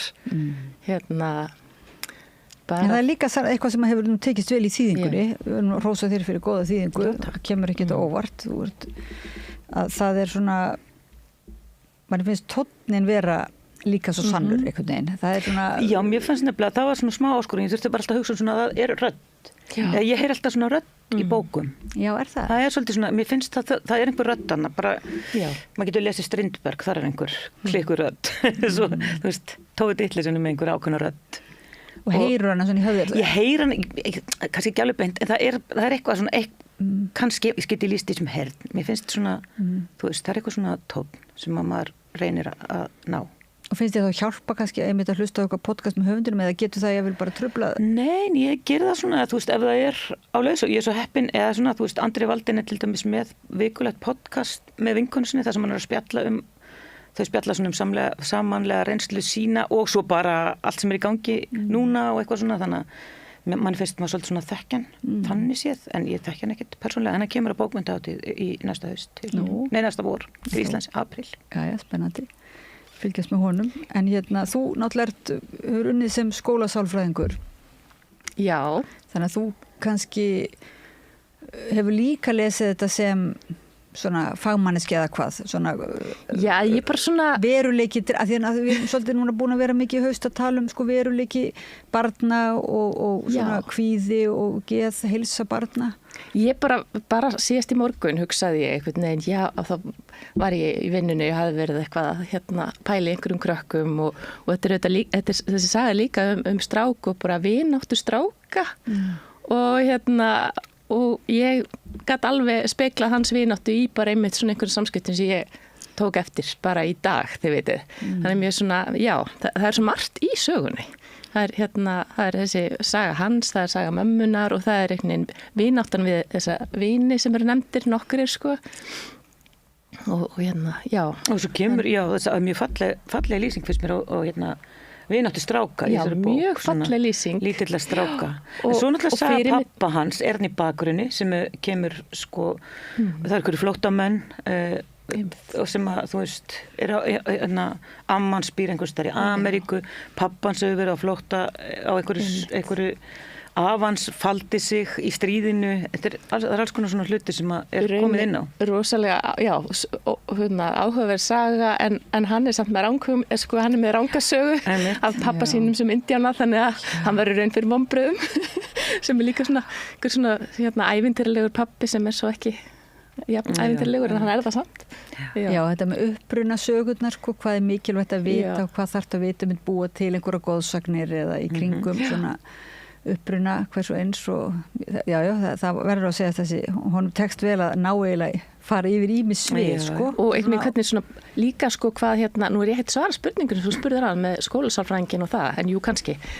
en með hvað ég ætlaði að segja en ekki þegar, nú datt á mér, með vináttu stráka, nei, nú er ég búin, ég glemdi því, það kemur kannski eftir. Já, jú, mér fannst þú svara spurningunni, sko, með að þú er raunverulega lestur þessari bókar af þér einhvers konar sjónarhorn bara þegar þú ert að umgangast krakka og drengi, kannski sérstaklega. Já, einmitt, akkurat. Já, það er náttúrulega mikið, ég meina, það sem þú hefur mikla reynslu af því og ert fagmanneskja að bókmenntaverk virkilega geti svona komið alveg nýtt sjónarhorn. Já, mér langar líka bara allir strákar sér þekki lesa þessa sögu, sko. Þetta er frábær og kallar. Þetta er, já, þó að titillinn mögulega fæli einhverja frá allan með viðbröðun, sko. En svona með, eins og í þessari bóku mjög mikill svona, í mörgum sænskum bókum, mikill svona stjættavingil. Maður sér, og hann gerir sér á einhvern hátt mjög mikið grein fyrir, þau eru bara mjög fátæk.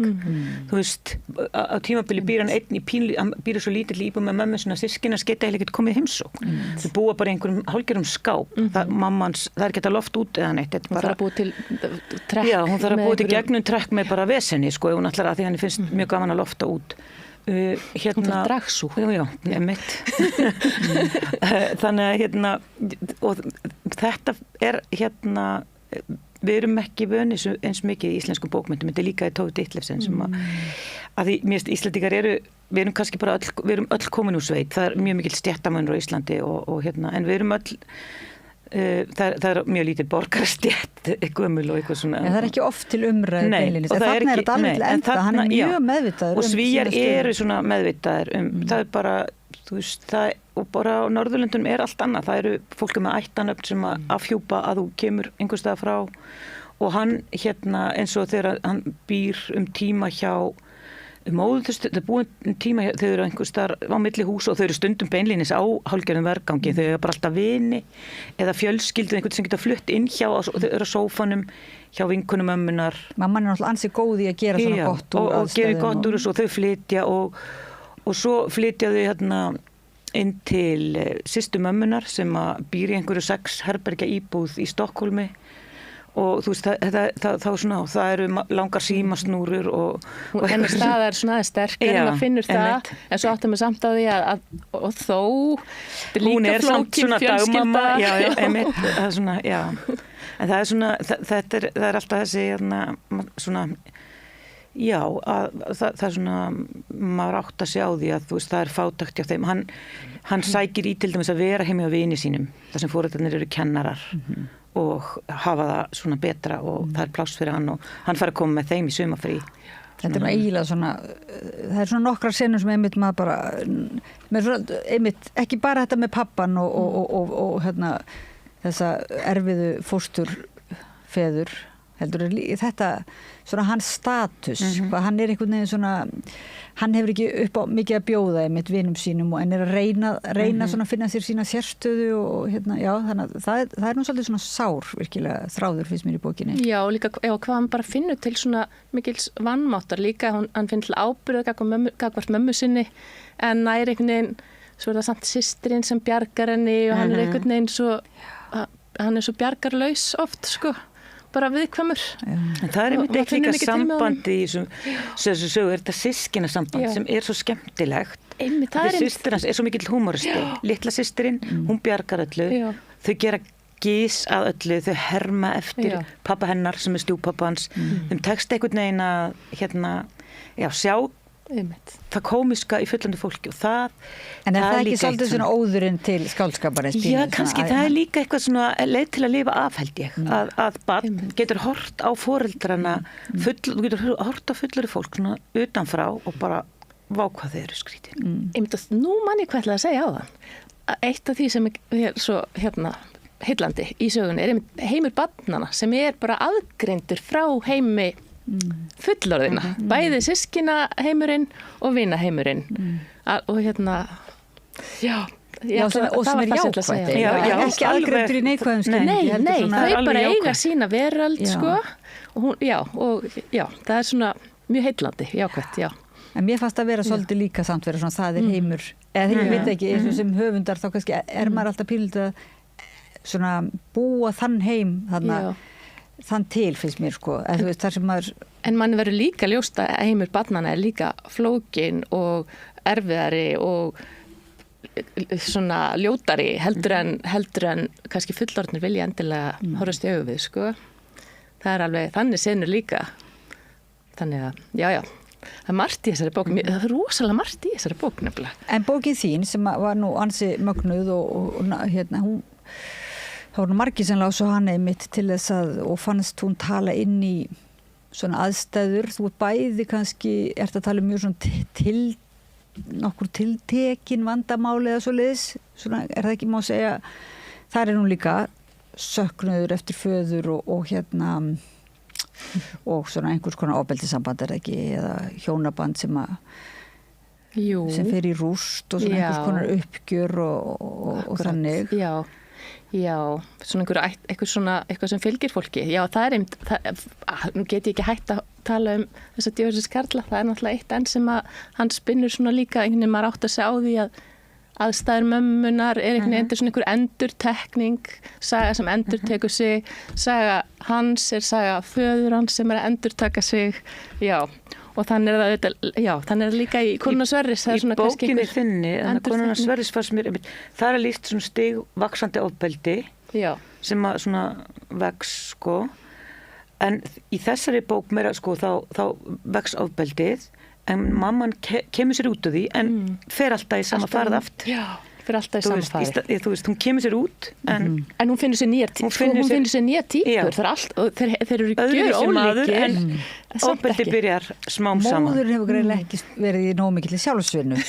Hún er bara svo góð. Já, ég held það. Hún er að bjarga. Já, hann er svo góður en veikur. Til dæmis, það er einn. Hann er veikur en hann er góður og hann endurtekur það strákur, hann er góður en veikur. En það sem mér fannst vera vel af sér vikið á þess að ég sé minni dóm hérna eins og í þinni bók, að því að þú ert sálfræðingur og hefur, sem sagt, þú hefur nú þýtt líka sálfræðibók. Já, eina sjálfshjálparbók. Skrifa líka eina kennslubók í sálfræði, já. Hvað heit þessar bækur bara ganni að skella fyrir 7 árum held ég, kom út kennslubókin Sálfræði daglegs lífs sem við endur útgáfum síðan núna bara í haust, lagfærðum hana og kennarhandbók með, en sjálfshjálparbókin heitir af hverju er enginn sagt mér þetta fyrr, gefin út af Benedikt, ég var nú bara ráðin í að þýða hana svona og hún er bara þetta er mikill bestseller. En ég þekkti hann ekki áður en ég fór að þýða hana sko. Ég er ekki að það búin að lesa hana, en mér finnst virkilega að maður þurfa að lesa hana til þess að kannski endurtaka sig síður en að því sem sagt, að því að þú hefur þessa reynslu, þá fannst mér ansi vel af sér viki að geta farið inn á svona sálfræðilegt svið sem þú gerir í þinni skáldsögu, fyrstu skáldsögu, en án þess að maður hefði eitthvað á tilfinningunni að þú værir að messa yfir mann einhverju sálfræði speki sko, þú veist. Já, gott að heyra það. Ég man samt mjög vel að í gagnrýni ég ítrekka að tala svona sálfræðilegar skýringar sem svona bókmyndafræðingar nefndu það svona sem kannski ákveðnilöst eða svona eitthvað svona, en já, ég veit það ekki.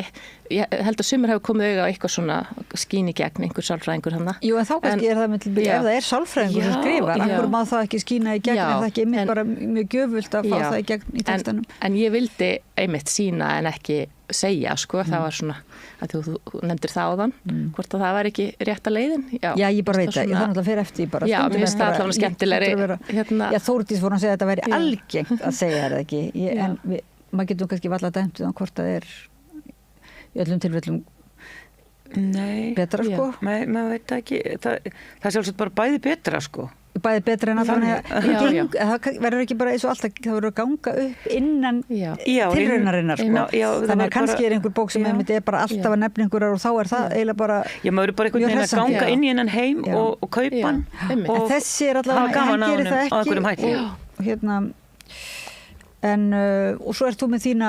En Tove, viltu segja okkur hvað við gerum? Já, þetta sem sagt, Tove Ditlevsen skrifaði endurminninga þríleik sem heitir Bernska og Æska og gift sem að lýsa bara uppvexti hennar á Vesturbrú og síðan hvernig hún fer inn í hjónaband og verður síðan eiturlyfja neytandi. Þetta er svona lýsing sem saga konu sem elst upp í verkamannahverfi á Vesturbrú í Kaupmannahöfn hjá mamma er húsmóður og pappa er verkamaður sem að vinna svona ýmiss konar verkamannavinnu sem er bara svona mjög slítandi og erfið og hún eiginlega sko hennar bara líf snýst það frá upphafi að hún vill skrifa, hann langar að vera skáld og byrjar að skrifa ljóð þegar hún er bara barn en það er engin flötur á því pappina segir bara konu getur ekki verið skáld og mamma hennar vill bara giftist og þetta er bara saga þeirra fjölskyldu fólksins þarna á Vesturbrú sem þetta er svona skemmtilegt og líflegt hverfi fullt af fólki og svo hvernig hún kemst út úr þessu smám saman með því að giftast 55 ára gömlum ritstjóra sem að gefur hann út á endanum síðan er hennar saga þarna á bakvið sem er mjög flókin og henni fannst hún aldrei viðurkennd af bókmenntaelitinu sem var rétt þannig séð, svona kallarnir tók hann aldrei upp á sína arma og hún var aldrei viðurkennd svona akademist og endaði með því að fyrirfara sér 56 ára minnum hún hafi verið. Já. En finnst ykkur ekki mikilvægt að fyrir íslenska bókmenntir að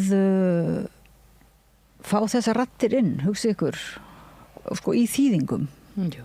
Það er eiginlega alveg rosalega gott að mega segjum sem svo að því nú sjáum við til þræði frá bókinni þinni Konan Sverris og yfir í Tove og Andrew Walden. Það eru nokkri þræðir og það er alltaf svona, getur verið ríkulegt að lesa það saman eða svoleiðis og þannig að það er eiginlega maður hugsa bara finnst ykkur vera nógu mikið gert af því að þýða? Nei, það er aldrei gert nógu mikið af því. En ég held til mig sem með Tove, hún á svona endurreisnar tímabil núna bara vegna þess að það bækurnar voru þýddar og gefnar út í Penguin Classics fyrir bara 2-3 árum eitthvað svoleiðis og New York Times kaus þannig 10 bestu bókum, þýddu bókum ársins í Bandaríkjunum og ég held að það sé af því að hún var alltaf vinsæleg í Danmörku og lesin náttúrulega af Dönum og náði þar lása konur en hennar tími er bara svo mikið komin núna í þessu samfélagi sem við búum í. Hún er að tala um ólögleg þungunarof að því að það var bannað að láta fjarlæga fóstur.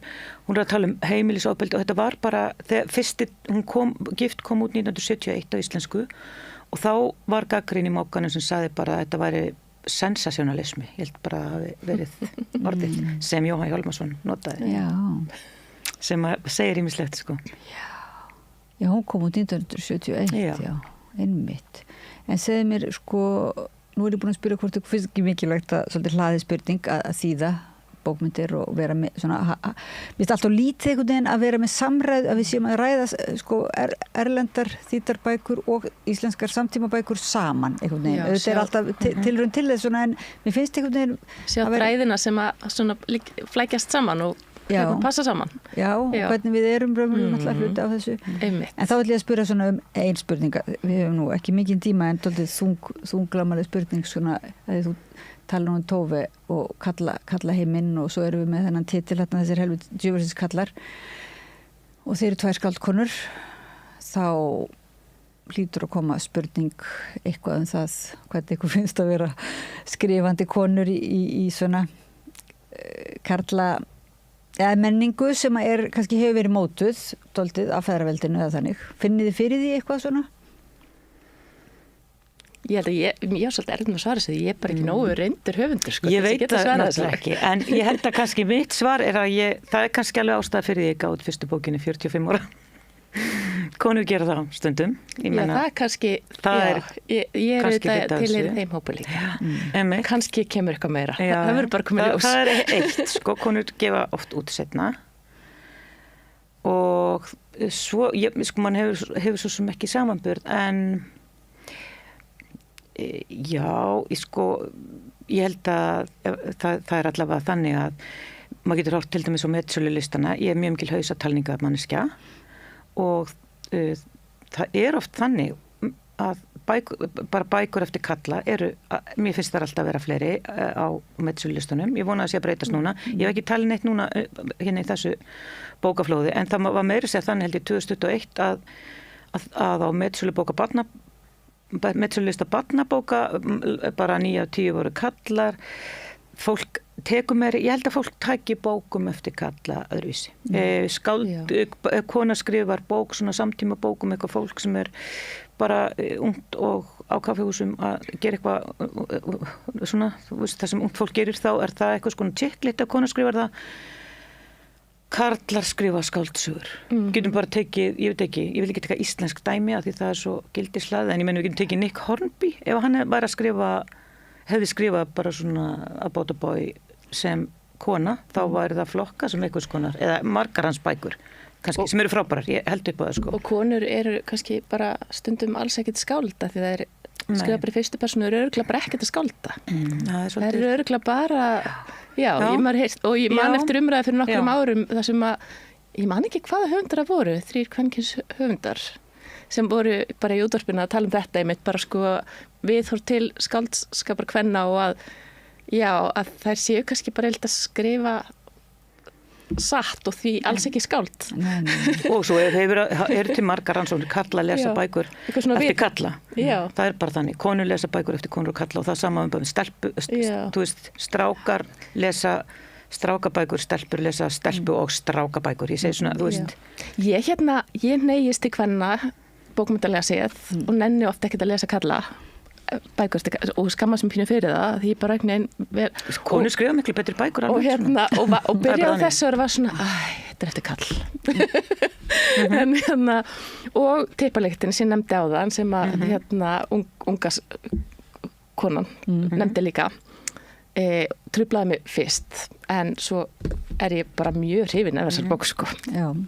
Einmitt afþjónur eftir kallmann og einmitt út af tippalyktinni. Það veist ef hún meikar sens, sko, það er meikar sens. Fælast frá út af titlinum, en þetta hefur mikið gerð, en ég ofta þess að það er ekki bara þetta að gefa út bækur, þú veist, hversu seint þú gefur út og allt svoleiðis, þetta hefur náttúrulega breyst heilmikið, maður segja, en það er líka bara þetta að svona, hvernig þú lítur á framan og hvernig aðrir líta á hvort það sé sjálfsagt að virkilega vinna í framanum og áframhaldinu og svoleiðis, sko, og svona statusinn sem að fólk fær í það er sjálfsagt á svolítið mikið eftir að vinna í því í okkar menningu. Já, sko. Það á örugglega eftir að það er svona, það er náttúrulega við vitum það öll að kallar mæta alltaf með nokkur svona auka stig bara út í samfélagið, það er bara þannig. Ég er með eina litla sögu sem mér finnst fyndin, á ég að segja hana, svona litlar og stóra bækur og svona.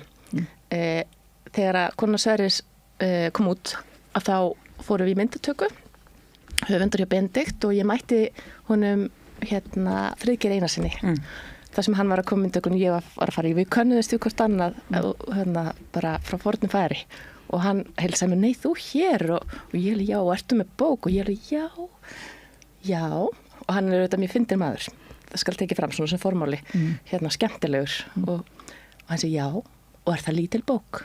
Já, svona. Er það pínu lítil bók? Já. Svo sagði ég, en þín? Nei, hún er stór. Hvað heitir hún? Stór fiskur.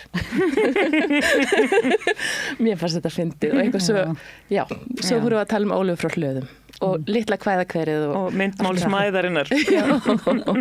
En allavega, þetta var svona eins og pínu lítill skets sem að bara láfið eins og hann hefði bara búið þetta til, hann Friðgeir, hann hérna. Hann alltaf bjóða til. Sko. Já. Þetta er verið skett, sko. Já. En erum með stóra spurningar, kæra þakki fyrir að koma í spjalli hérna við rauðaborðið. Útgangspunkturinn var þessi bók, þessir djöfulsins kallar eftir Andrew Walden, en við rættum líka tengslin við Tove Ditlevsen og konuna Sverris. Og svo náðum við nú ekkert alveg að tala ljóðin, sko. Þannig að ef þú væri til að koma aftur Þetta er náttúrulega svo lítið fjöld. Þetta er svo lítil. Fyrirgeðu lítil ræðið. Já, svo lítil bók. Hér er Valgerður Ólafsdóttir, skólasálfræðingur og rithöfundur. Þórdís Gísladóttir, rithöfundur, skáld og þýðandi. Þýðandi þessari bókar.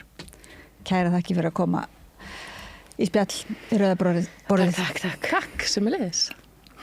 En við förum ekki langt, við höldum eiginlega áfram að tala þýðingar og mikilvægi þýðinga út frá öðru sjónarhorni og í öðru samhengi og samfélagið heild. Allt það besta er ókeypis. Fáðu þér vatn að drekka. Samstöðin þar sem manneskjurnar koma saman. Allir þættir samstæðuverinnar eru á YouTube.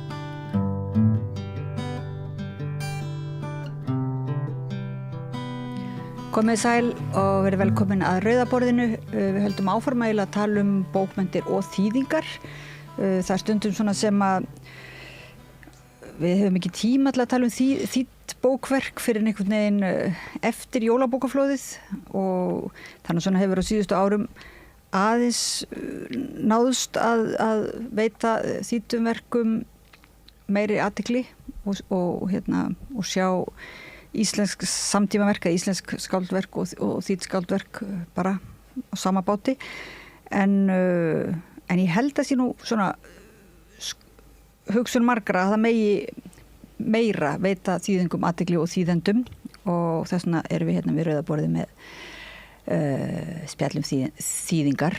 Í dag eru komnar til mín góðar konur sem allar eru þýðendur en hafa líka annan starfa, sem sagt María Rán Guðjónsdóttir sem er útgefandi hjá Angústúru og þýðandi, Helga Sofía Einarsdóttir þýðandi og Snæfríð Þorsteins sem er nú hönnuður og bókahönnuður og þýðandi og hún þýddi bók sem var að koma út eiginlega bara mjög spennandi bók sem heitir Persepolis.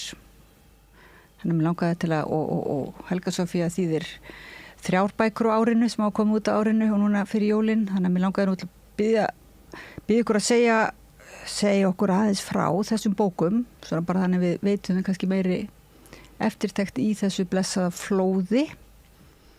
En mér langaði að byrja að spyrja þig, María Rán, varðandi svona bara þýðingar almennt, því þú ert búin að, og þið hjá Angústúru er búin að gefa út gríðarlegt magn af þýðingum af samtíma bókmenntum og breyttu svolítið eiginlega hlutfalli útgefina bóka á Íslandi, er það ekki, með ykkar starfi?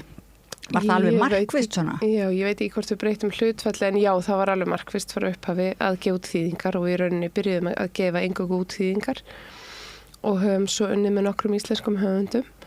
En einmitt bókin sem Snæfríð var að þýða, Persepolis, er 30. bókin í bókaflokki sem við byrjuðum 2018.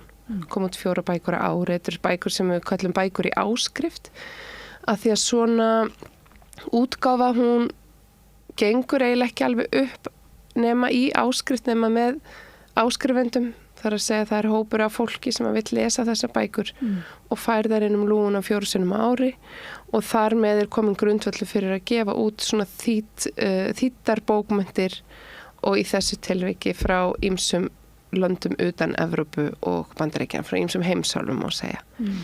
Hvaða bækur hafa komið út núna? Það var er það ekki dagbók frá Gaza? Jú.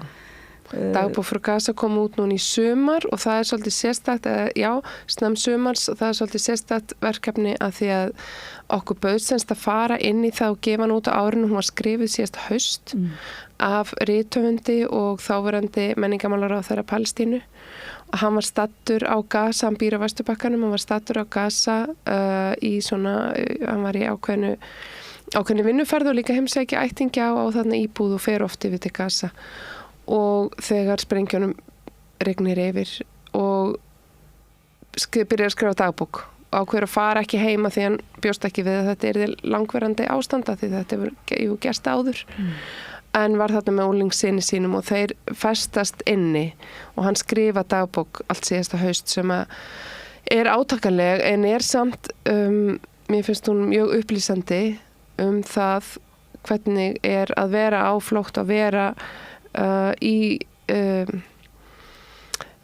búa við þetta ástand með fjölskyldunni sinni og hvernig allir morgna byrja á því að hringi allir og tjekka hverjir eru í lagi eftir nóttina og svona lifa af og leita brauði og vonast til að maður verður ekki sprengtur þann daginn. Þannig að mér finnst það rosalega upplýsandi, rosalega fræðandi og líka það hvernig er að flýja í flóttamannabúðir að flýja heimili sitt. Og okkur bauðst sem sagt það er Kommapress í Bretlandi sem gefur bókinu út og hefur gefið þennan höfund út áður og okkur bauðst að gefa hann út hérna á Íslandi á þessu ári í svona samstarfi við þennan breska útgefanda og við vorum svona 10-12 forlög í mismunandi löndum sem vorum að gefa bókinu út á þessu ári og allur hagnaður af sölu bókarinnar þar með talin höfundalaunin og fyrir til hjálpastæðs á Gaza og það er gaman að segja frá því að til dæmis bóksalar á Íslandi komu líka til móts okkur og lækkuðu sína eða semst ég hækkaði verð bókarinnar og þau lækkuðu sína álagningu þannig að við getum safnað meira og við erum annars safna. Já, flott. Og hefur hún selst svolítið? Og hún hefur selst vel og fólk hefur áhuga. Hún er náttúrulega falleg, þú náttúrulega Snæfríð, hannar þessar bækur, það eru óbúðslega fallegar og svona svolítið merkilegt hvað, útlitið á þeim segir svolítið mikið að þetta eru bæði svona, þetta eru samtíma bókmenntir mest sem eru eiginlega opna fyrir manni sko heima sem maður bara algjörlega óþekkta heima maður bara, með því að lesa þessar bækur þá sér maður eitthvað sem maður hefur bara ekki mann hefði ekki grunað en á sama tíma sem sagt alveg svona mjög mikið svona bókmenntalegt gildi bara svona þannig að þetta er nú svolítið mikið val sem á sér stað. Já, mjög mikið val. Stundum er það einfalt og stundum er það mjög flókið.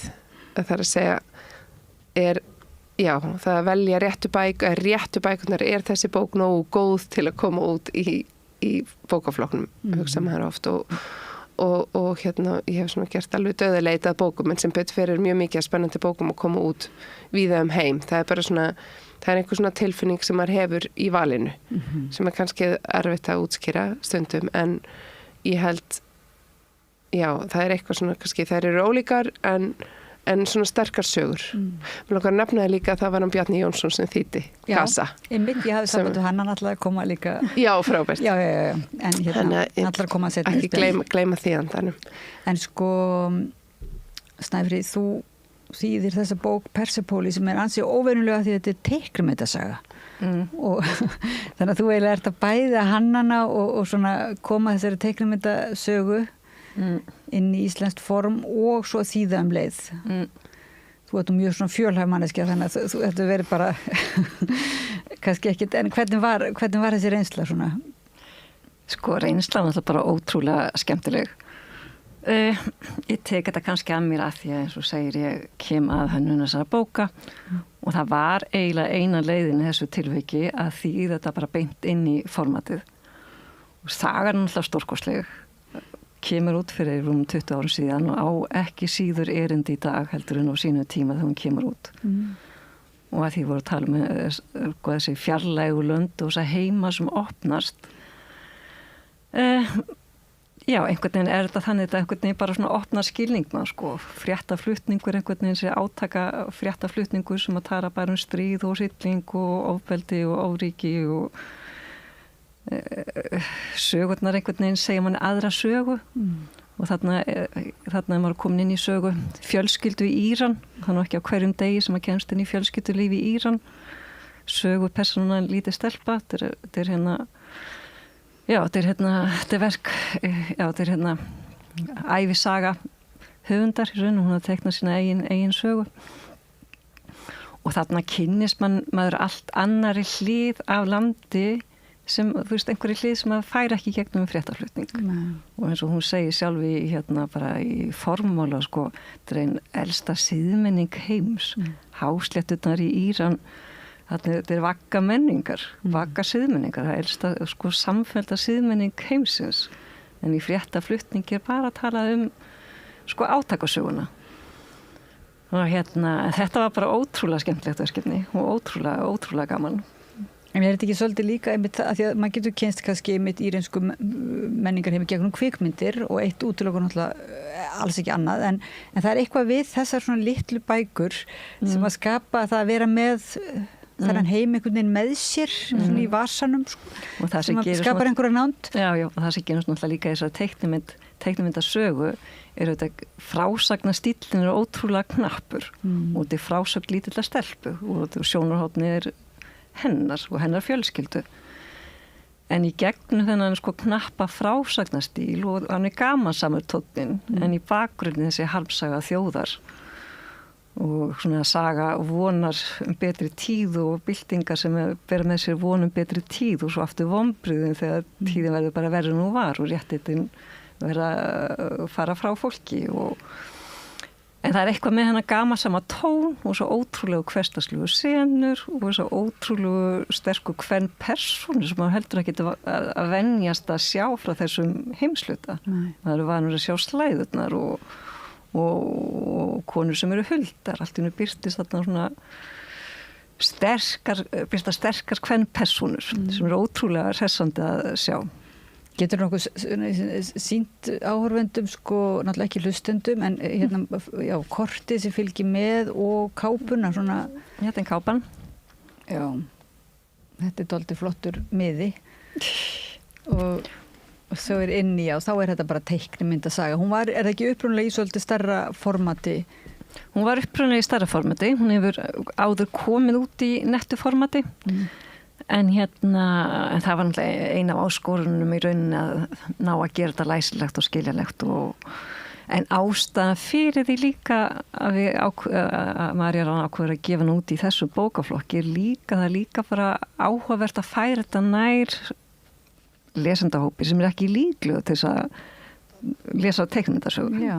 Og það er náttúrulega áhugavert út af fyrir sig að stækka að miðla sögunni því að saga náttúrulega algjörlega mögnuð og við farið sigur fyrir náttúrulega búið þýðana og ótrúlega mörg tungumál það er ákveðið svona bara líka kannski má segja kvenleg pólitík í því að láta ekki með eitthvað form, teiknimyndaform bara lenda upp í kategóri og hillu með teiknimyndasögum heldur að það sé verið að leika sér með það að þetta sé líka með já, svona þannig verið að fara mitt að vera að segja sögu og það er bara vill svo til að þetta er teiknuð saga Einmitt. Og líka mist ótrúlega skemmtilegt framhald af gott innlegg inn í þessa bókaserju að það er alltaf verið einhvern veginn svolítið að stækka heiminn og það er marg frásagnamátin getur verið svo margvíslur. Já, það er náttúrulega mitt frásagnamátin er nú svolítið ég er að tala um eitthvað hefur bætt flóruna á Íslandi í prósentum, það er nú ekki alveg mín sterka lið hvort sem er að tala um prósentur en svona ég minn held að hljóta hafa þetta hafi aukið veg þýtra bóka og og þú ert náttúrulega ekki eini útgefandinn sem er að gefa þýðingar þýddar bækur alls ekki sko, það er náttúrulega sem betur fer nokkrar útgefandar sem eru mjög bara vakandi fyrir því að miðla samtíma bókmyndum og bara öllum bókmyndum. Já, það er líka kannski það sem Angústra hefur að gera með því að fara að finna þessar raddir sem koma líkur öðru með aðra frásagnarhefðir en þessi vestræna og við erum þannig að til dæmis að það eru aðrar mýtur og kannski önnur sagnahefð sem liggur á baki þannig að við erum að fá það líka inn og þetta líka þú ert með eitthvað að þú eins og segir bara við fáum endalausar eitthvað fréttaflutning og hann er rosa einsleitur frá þessum svæðum að það er svo mikilvægt að fá bókmyndir af því að það er einmitt þá allt í einu færið eitthvað persónulega bara að fara bara inn á heimili og inn í huga bara fólks og sjá fólk og það bara að sjá mennskuna og leið og þú veist, þú ert að segja eitthvað framhandi, þá ertu líka að segja eitthvað bara, já, þetta bara alveg eins og við og ég held að það sé mjög mikilvægt eins og með Íran eða Tansaníu eða skiljur Palestínu að við fáum að sjá þessa mennsku hlið og það kemur með þýðingum og við auðgum okkar eigin menningu með því að fá þetta inn. Mér finnst þetta gríðarlega mikilvægt og mér finnst þetta fara miklu meira peningum inn í þýðingar þetta er gert, þetta bara skiptir gríðarlegu máli. Að því líka þessi einmitt það sem ég ætla að segja, þetta er ekki bara einhver prósent af þýðingum, heldur bara beinlínis eru þýðingar þess eðlis að þær bæta svo flóruna í akkurat sem ég var ekki búin að hugsa, það er þetta frásagnarhættirnir eru svo ólíkir og það lítur að vera náttúrulega bara einni menningu mjög til góða og bóta að sem sagt bara til þess að vera þannig að við getum verið meðvitum líka meiri fjölbreytileika okkar eigin tjáningar. Sérstaklega þjóð sem að stæri sig að því að vera bókaþjóð og sagnaþjóð að ef við ætlum bara að halda áfram að segja alltaf sömu sögun og sama hátt þá þetta er innspýtingin þetta skiptir rosa miklu máli, þetta skiptir máli fyrir þá sem er að skrifa líka og auðvitað, ef við ætlum að halda áfram að tala íslensku þá þurfum við að geta lesið ekki bara alltaf sömu sögurnar sömu sögurnar, eða ég vil einmitt sem var svolítið kannski tímabili svona fyrir nokkrum árum þá komu svona þýðingar alls konar svona exotískar sögur en raunverulega alltaf í þessu uppafna tungumóli alltaf vilja sami frásagnarhátturinn akkurat það er svo og þetta til dæmis þetta er svona mitt svona það var að fjalla þýðingar og það tala læsilegan texta sem flæðir vel og eitthvað sé vönduð þýðing og það í rauninni þýðir bara að þetta er á einhverju svona gullaldar íslensku eða fallegu tungumóli en kannski á þetta ekki að vera fallegu tungumóli kannski á þetta að vera á erfiðu tungumóli það getur verið ein leið til að segja sögu við pærum í Irving Welsh til dæmis Trainspotting að þetta er bara það verið fáránlegt og því það er íslensku og það verið það bara lítur texti og þægilegur hann ávera trublandi stundum og erfið og ég held að það væri líka mér er spennandi að sjá það líka kannski að við erum að fá unga nýja höfunda íslenska sem eru farin að skrifa á aðeins svona öðruvísi tungumóli og það gerist held ég bara þegar við erum að koma með meira inn í okkar tungumól. Hvað ert þú núna? Getur þú sagt okkur eitthvað aðeins frá bókunum sem eru þær sem þú hefur þýtt þetta árið? Ég hef þýtt það sem komið út í ár minni mig eru 3 ár en ég leika með svo margt í gangi þannig sem ég er að vinna en ég þýtti fyrir Angústuru þannig að kom út í hún Jenny Colgan skoska partygælan okkar sem er og þannig að það kom inn í sumar og svo er jólabókin núna sem er svona lítil skemmtileg jólasaga og svo þýði líka fyrir þýtti ég Fóstur eftir Claire Keegan sem er írsk ég bara á keltnesku slóðunum en svo erum við með í vinslu bók eftir Abdul Razak Gurna sem er tansanískur höfundur sem fekk Nobelin fyrir og kom út í þessari seríu Paradís fyrir 2 árum 1 ári 1 ári 1 ári já, 1 ári já. Mér langar svo að koma aðeins inn á þess að þú segja frásagnamáti mér finnst þetta líka þetta er frásagnamáti og svona hugmyndir og tungumálalegs eðlis líka að ég held að íslenskan verður svo miklu ríkari af því að fá góða þýðingar að því þá erum að bæta við tungumáli þá að vera að nota það á nýjan hátt þar sem ekki nýsköpun í því að þýða að því þá er að taka hugmyndaheim en frásagnarheim, menningarheim annar sjónarhátt, annan hugsunarhátt setja hann inn í íslenskuna jafnvel í öðrum, þú veist, einmitt í öðrum einhvern veginn brjóta upp íslenskuna og búa til ný orð eða þú veist, það er verið að bæta svo mikið þannig að mér finnst það að lesa góða þýðingu er ekki síður til að bara smjatta á íslenskunni Já, akkurat Já, líka að sjá hvað íslenskan getur akkurat Ég held að við sem líka manni kenda þú veist, þetta er rétt og svona átt að orða hlutina og við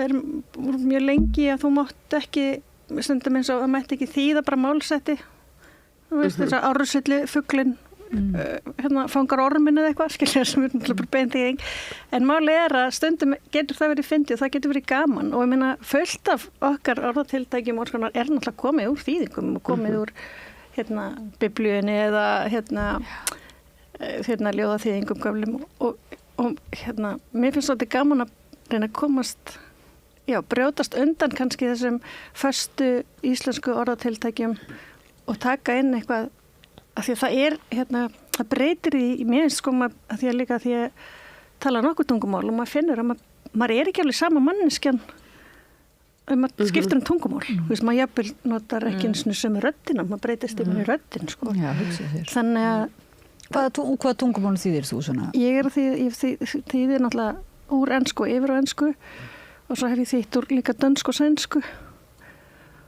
Og hvaða tungumál talar önnur svona? Ég tala vonda fransku en það verður spænsku og svo tala ég Swahili upp að einhverju marki náttúrulega var sko 14 ára þegar ég flutti hingað en þannig að maður líka svona þannig að það var mitt pælæri þá bara alltaf 14 ára þegar ég er að tala það tungumál til dæmis Það er nú svolítið, það er ekkert svona margir kannski á Íslandi sem tala Swahili Sko það er samt svolítið gaman, það er alveg svolítið samfélag fólki frá Austur-Afríku, það er svolítið fólki frá Kenya og Uganda og Tanzania sem ég uppgötaði fyrir ekkert svo löngu síðan og það er mjög gaman að Já, og getur farið að tala kannski svona eftir eða virkjað Já þetta er samt þess að til dæmis ég og vinir frá Kenya þeir eru 10-11 ára mikil en ég og þau tala, þau eru frá Nairobi þau tala alltaf í sig en ég lærði það ekstra inn í landi tala, það er að kalla Sheng sem er svona borgar og ég get svona tala eitthvað svo bara ef þau eru frá að tala saman þá er ég algjörlega út á þau ekki sko En er það ekki svolítið svona eins og þú ert að segja að maður er orðin með íslenskuna sko því núna nú svolítið mikið margar ráðstefnur og haldnar og þessi pæling hjá ráðafólki, þú veist hvað á að setja mikið peningum í þýðingar og þennan málaflokk og svo er það gervigreindin og þýðingarforritin og það eru svona ýmsagt aldrei stóra spurningar og Disney, eða hvað var það aftur, var ekki Disney málið spurningin hvort ætti að sem sagt íslenska kom íslenskuna. Hvað finnst ykkur þetta svona debatt? Er það ekki frekar, þarf nokkuð að spyrja það? Það er augljóslega gott fyrir íslenskuna og okkar einhvern veginn og okkar menningu að bara auka veg þýðinga.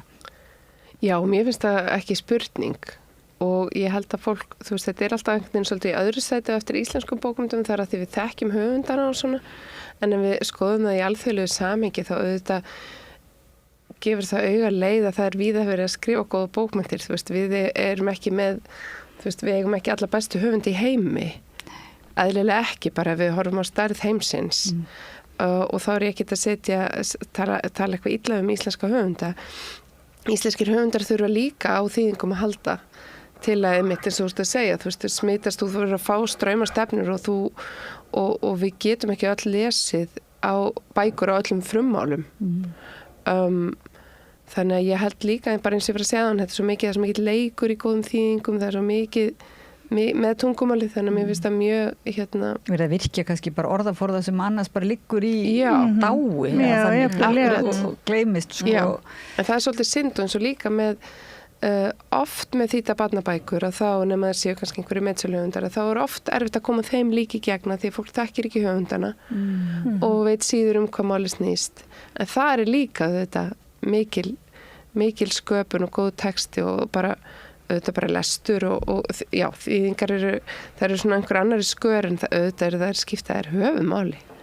Og þessi samræða milli mitt samtíma höfunda innlendra og svo þýddra höfunda að það var einmitt hlaðvarpið sem heiti Sólin sem að Benedikt er með núna og Fríða Ísberg var að segja að sko að hún hefði einhvern veginn verið svo hissa í Skandinavíu eða bara í öllum norrænu löndunum og þar væri henni tekið ekkert eitthvað sem einhverjum þýddum höfundi sko, það væri ekki svona eins og þýdd var ekki sko tatúerað á ennið heldur bara sem höfundi eða þannig og henni fannst kannski meira þau voru að ræða hvort það væri kannski meira hérna svona þessi aðskilnaður sko eins og kannski þú vorst að í að Já, sko ég held ég veit ekki, við erum rosalega ólík öðrum löndum að mjög mörgu leyti.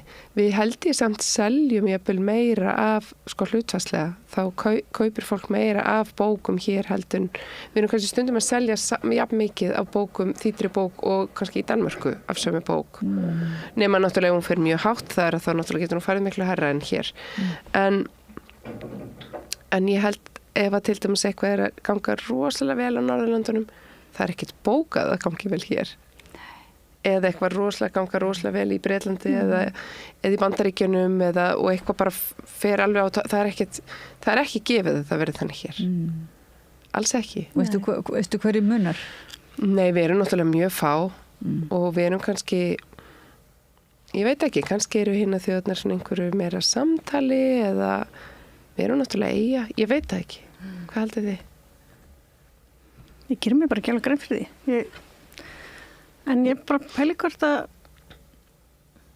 Ég held kannski að, ég held kannski að, þú veist, að fólk á Norðurlöndunum fylgist meira með því sem að gerast á hinum Norðurlöndunum. Já, einmitt. Að þar sé kannski markaðurinn í rauninni bara öll löndin að einhverju leyti, að þau vita alveg hvað að gerast í Svíþjóð, í Nóri, Danmörku, milli Finnlandi, en svo erum við svona sér, mögulega. Og það getur verið náttúrulega líka tungumálið. Já. Aftur. Já. Já, og líka ímyndarlega. Og hafið. Fríða var að tala líka að segja það að hún var einmitt kynnt sem sko norrænn höfundur minn, hún hefði sagt, eða skandinavskur höfundur, ég man ekki alveg. En það getur verið að því að þau eru verið að hugsa sig þannig, en við erum alltaf þarna aðeins. Alltaf þessi eyja. Út í Ballarhafi. Alltaf þessi eyja og bara talandu þýðingar, mér finnst þetta ótrúlega áhugavert þetta með frásagnamátan, þetta er partur að því að stækka einhvern veginn bara þannig veruleika sem við lifum í, hvernig við tjáum okkur. En svo náttúrulega líka þetta að sko að lesa frá öðrum menningar heimum sem að raunverulega tekur mann á annan stað og raunverulega eigur skilningsmanns. Það því einhvern veginn það þannig að fréttaflutningunum oft sko frekar aðgreinir heldur en að sameina og svona framandleikin virðist bara ennþá meiri þegar endalaust tala stríðsátök í staðinu þess að lífta þessu samanlega sko og og svo sem ég líka bara því ég nú lesi flestar þessar bækur því ég nú komið að þessari seríu og ég lært svo mikið og oft verið svo bara glöð líka maður sem kemur svo óvart maður sem ég finn í þessum bókur sem ég hefði aldrei fundið hjá innlendrum höfundi eða sko bara einhvern annan menningar heim sko. Og það svo gott einhvern veginn þú veist bara að við lokust ekki einna inni og auðvitað maður fá þetta með kvikmyndum og úr alls konar áttum en þetta bara líka mikilvægt það skiptir bara líka rosa miklu máli en þessi tjáningamáti en líka ég held sko þú lest þetta bara virkjar aðra hluti þú þarft að leggja svo mikið til sjálf þú ert að lesa þannig að þú þarft að gefa meira af þér kannski en þú horfir á bíómynd og bíómyndin er svo búin eftir 2 tíma en þú situr svolítið með þetta svo ertu með gripin þú veist í höndunum og sérstaklega hann fallega svona gripur og fyrir vel í vasa og falli í hillu og þú einmitt að leita orðunum einmitt ef það eru skringilu orð þá verður að leita að þeim og það var einmitt sko barnasálfræðingur sem var að lýsa því einhvern veginn varandi læsi barna það væri ekki endilega gott alltaf að vera einfalda tungutaki sko og heldur væri bara væri holdt að heyra kannski orð sem þau skildi ekki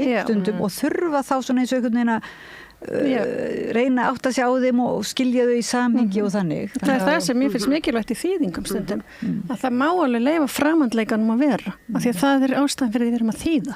Mér stundum sko farið mjög duglega með straujarnið oft í þýðingum yfir til þess að falla inn í okkar hugmyndur en hvernig þú átt að segja eða skrifa og í rauninni leyfist þýðendum oft miklu minna okkur refsa miklu fyrr við förum aðeins út af brautinni heldur en þú ert að skrifa frumteksta og þú veist það rosa, þú veist og eins og til dæmis við tókum þá ákvörðan þegar við vorum að gefa út Paradís það eru þarna arabísku orð og það eru indversku orð og það eru Swahili orð og svona að leyfa þeim að vera af því að líka í dag ertu bara með símaninn og Google og í rauninni svo þú fáir aðeins og kannski og stundum kannski og getur lyfti eins og til dæmis þegar ég var að þýða Claire Keegan og írska enskan er svo allt öðruvísi heldur en öll önnur enska. Þeir segjast tala bestu enskuna.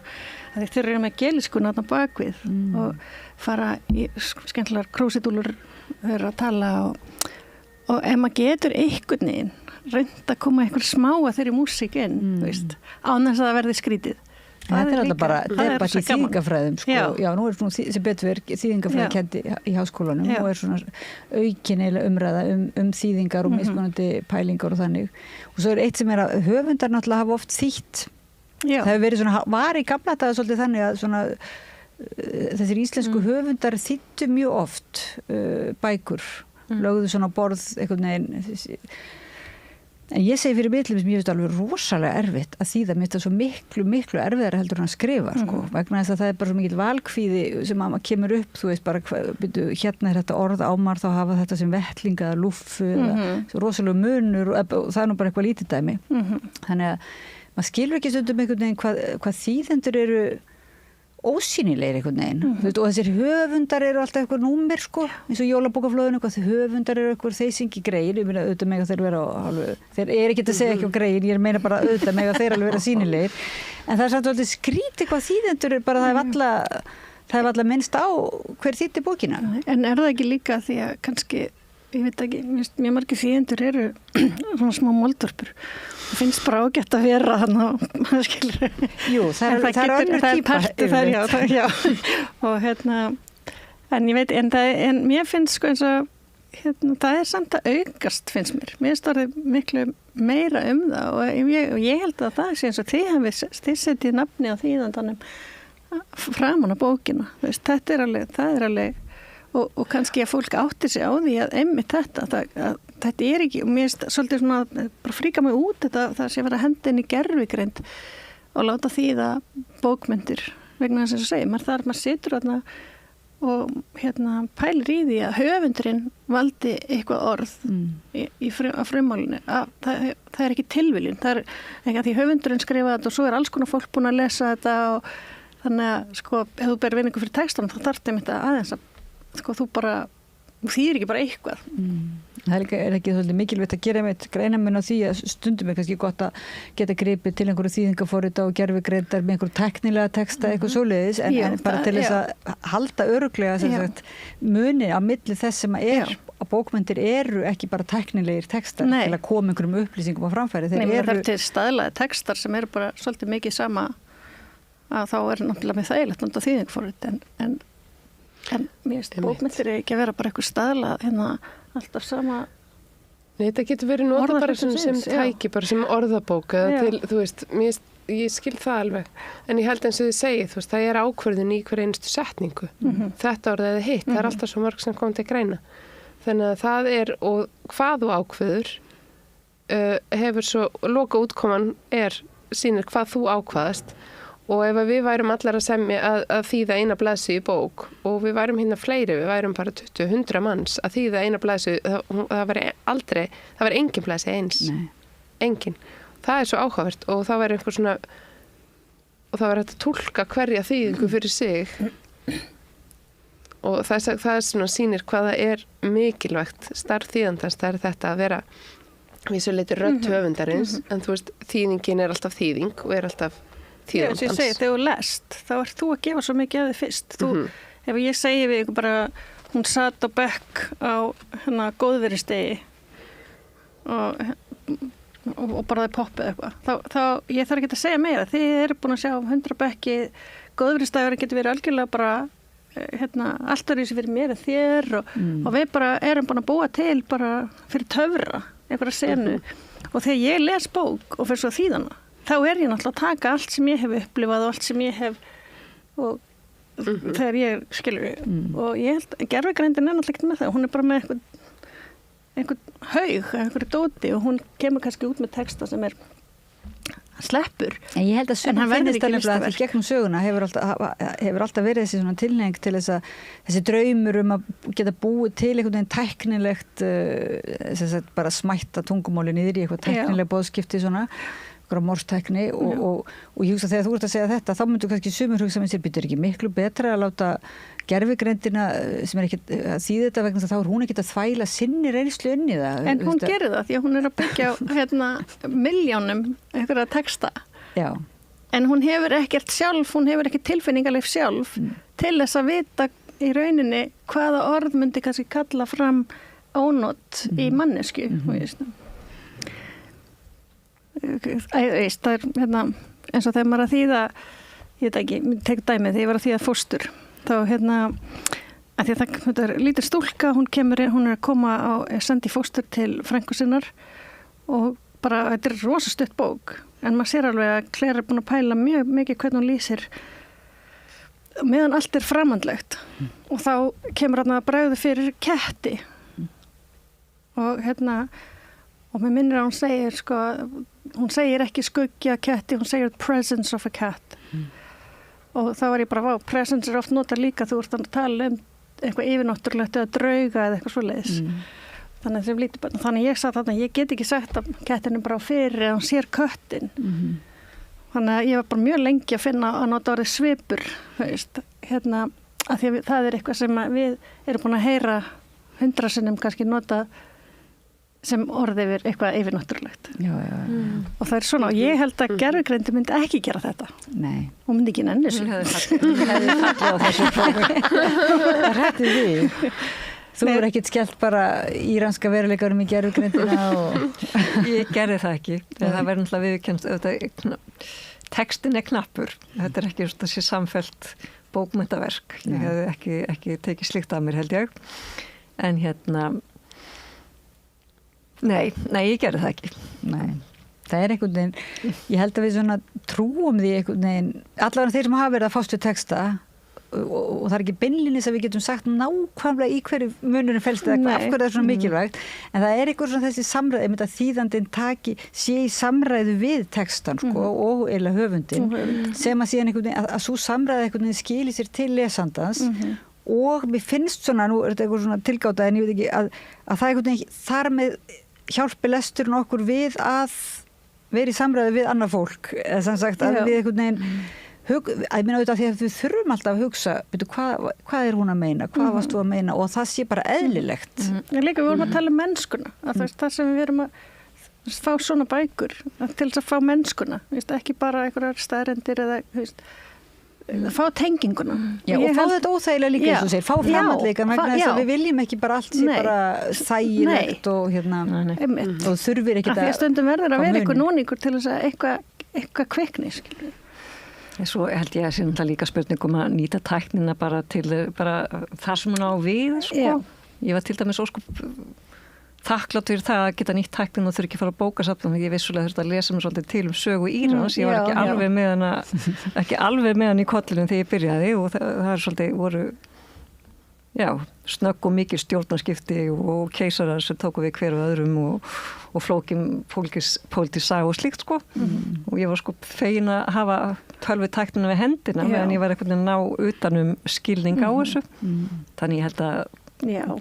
gervigreindin að mörgu leiti vonandi verður bara hjálpsamt tól það fara ekki með okkur einhverjar frekari villigutur en það eins og í gamla daga maður að fara á milli landa með orðabækurnar á bakinu alveg svona feikað maður verður ekki með 37 kíló mér fannst það geggja þegar maður gæti fengið orðabók bara inn í tölvuna maður fyrst á geisladisk alltaf mjög gott en það bara má ekki taka yfir þetta er ekkit svona, það má ekki smælta neitt Nei, en ég held líka að það náttúrulega er kannski hugsun er bara þú getur ekki bara, og maður spurður þessu getur ekki bara nota gervigreindina og það er ekki, ég hef alveg prófað þetta og það gengur ekki upp, allan ekki að þá Ég held allavega var einhverja sögur sem að ég veit ekki hvort það er satt og maður vill ekki vera með fylgjur en það var einhverja sögur að það væri einhverja bækur sem kemur út í Storytel núna hljóðbækur sem hefði verið þýddar einhverjum af gervigreind og ég veit að það hefur eitthvað, ég veit ekki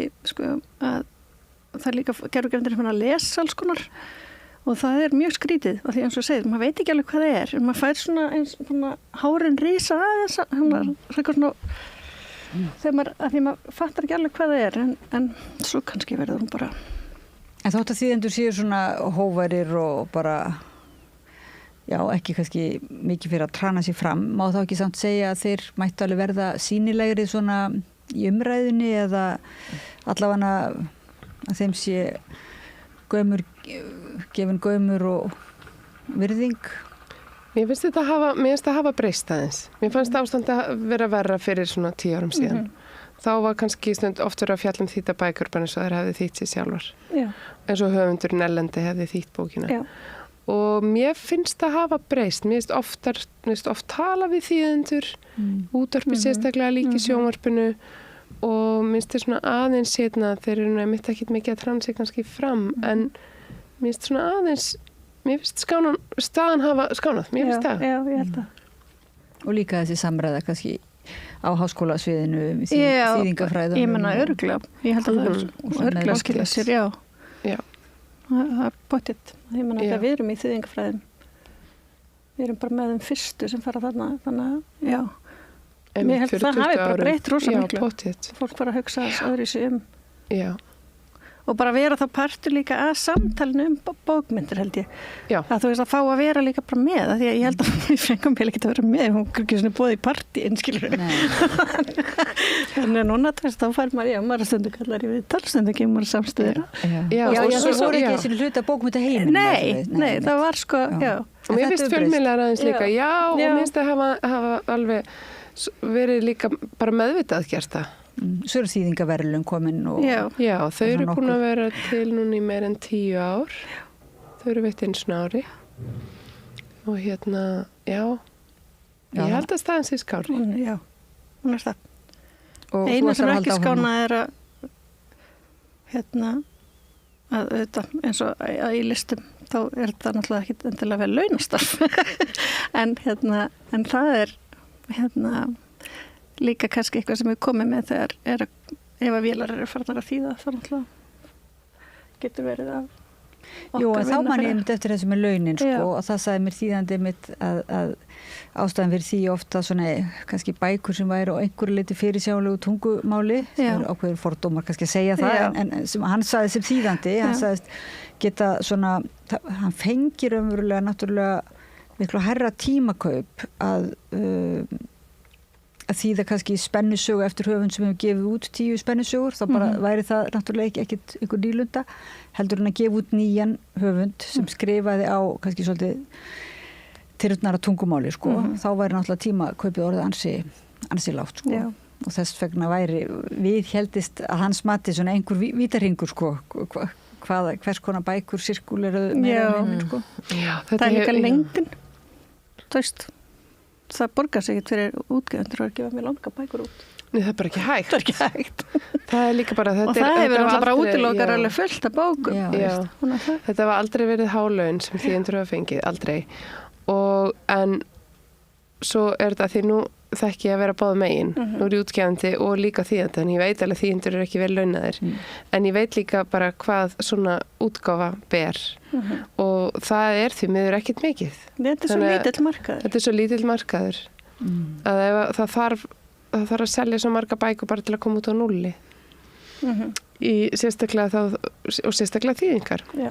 En ef að bókinni mitt er löng og þýðingakostnaður hleypur á einhverju milljónum og allt eftir því að þá mun það ekki borgast og þá gerir það enginn. Sem er einmitt eins og þú segir synda því að það eru fullt af bókum sem eru langar og eru hrikalega spennandi og ætti að koma út og koma ekki út af þessari ástæðu. Ég var bara smá, þegar við fórum að skoða hvað þýðingastyrkirnir eru ég bara skilði þetta ekki alveg. Ég held að, mér finnst að þetta þurfi bara aðeins af því að þetta er svo mikil kostnaði fyrir útgefandan en við viljum fá þessa bækur og þetta þarf bara að vera eins meira og við þurfum bara eins að taka þetta alvarlega eins og ég segi með tungumálið og ég held að ef við endum svo á því að það er ekki að gefa neitt út nema bara eitthvað sem selst skilur þá erum við að missa af rosa miklu það koma alls konar bækur sem maður myndi vilja hafa á íslensku en það bara hver á að bera kostnaðina því þú veist Akkurat. Og þú veist, þannig að maður þarf að hugsa þetta eins, bara, ég veit ekki, miða við peningunum sem er eitt í alls konar rugl, þá finnst mér alveg að þetta bara eitthvað sem að við sem þjóð í rauninni og bara ríkið ætti að koma inn í það hérna. Já, koma sterkar inn í. Bara sem hugsa bara þetta bara okkur fjörrek hérna íslenskan og ef við ætlum að halda þetta þá þurfum bara að passa upp og þú veist að við eigum texta og nýja texta og öðruvísi texta og Sumar þjóðum að passa rosalega vel upp á að styrkja þýðingar á sínu tungumáli yfir á önnur. Það bara að breiða út einhvern veginn. Og við gerum það líka. Jú, en er það ekki þeir styrkir sem eru svolítið lágur? Nei, sko, hérna yfir á, til dæmis, eins og bara, ég veit ekki, ef þú ert að gefa bók og þýðingalaunin eru kannski hlaupahátt í 1.000.000 og fær 150 svona styrk. Ég meina, hvað? Það er svona kannski, það hefur verið svona í kringum 40% sem að styrkurinn en svo kannski ef bóking að það kostar 2 milljónir þá er kannski styrkurinn 800.000 eða eitthvað þannig og svo en svo eru líka styrkir fyrir það sem vilja þýða úr íslensku, ég veit ekki alveg hvert hlutfall er í því, þetta eru bara svona ólíkir pottar, en ég er alveg sammála, mér finnst það myndi ekki kosta mikið fyrir ríkið að fjölga mjög mikið bókum sem eins og þú segir ætti að vera til á íslensku. Já, líka sko, þú veist alltaf að hvert yfir þess ekki til lesefni fyrir krakka, sérstaklega eldri krakka og það er bara þetta að þetta er bara ef við ætlum að það þyrfti að vera hægt að þýða miklu meira inn í til dæmis fyrir þann hóp. Já. Þýðendur eru til, það eru góðir þýðendur til á landinu. Og líka bara þú veist að höfundar sem að skrifa, þetta er ekki svo margir heldur sem að skrifa á íslensku fyrir þennan hóp. Þannig að þannig að þetta finnst mér bara að vera svolítið svona þess að mér bara algjörlega bara mist boltan þarna sko. Þetta hefur aðeins verið tekið fyrir og hefur verið umræðinni og líka í milli útgefenda og stjórnvalda og þannig að það er alveg meðvitund þetta í ráðuneytinu. Og það er ekki eins og útgefundur hafa ekki áhuga að gefa út svona ungmennabækur, það er bara seljast ekki. En það er líka því að það eru kannski stundum, þetta eru oft bókaflokkar, þau þurfa að koma út svolítið hratt, þau eru fljóta að ná sér í næstu bók og næstu bók að þau eru byrjuð að lesa. Það er svona margt við þetta, en það er svona ég segi bara sko ef að þú veist að það er nefnilega þessi aldur sem að fólk segir já, það er ekki allir hættir að lesa, er ekki úlingar hættir að lesa, ég ætla ekki að gefa honum eða henni bók af því það er allir úlingar hættir að lesa að þar af leiðandi verður ekki þetta er svona vítarhingur sko, ef enginn kaupir þá er það heldur ekki gert þá er það ekki gefið út en og svo bara byrja fólk aftur að lesa á pappír, þetta er bara svona fyrir einhver tring. Og þá einmitt kemur hönnunin sterkinn. Okkur er ekkert alveg sama hvernig hönnunin er, hvernig bækurnar eru En við göngum kannski að það er svolítið bara vísu að það séu fallegar, áttu kannski ekki á því hvað er langt ferli að koma inn í hugverki. Nei, við erum einmitt í upphafi og þá hugsaum við líka, þú veist, fólk er alltaf að losa sig við dót og við hugsaum bara að það er mjög mikilvægt að þetta séu bækur sem fólk vilji hafa heim hjá sér, vilji eiga. Og þá kom nú Snæfríð sterkinn. 30 bókum síðar, sko,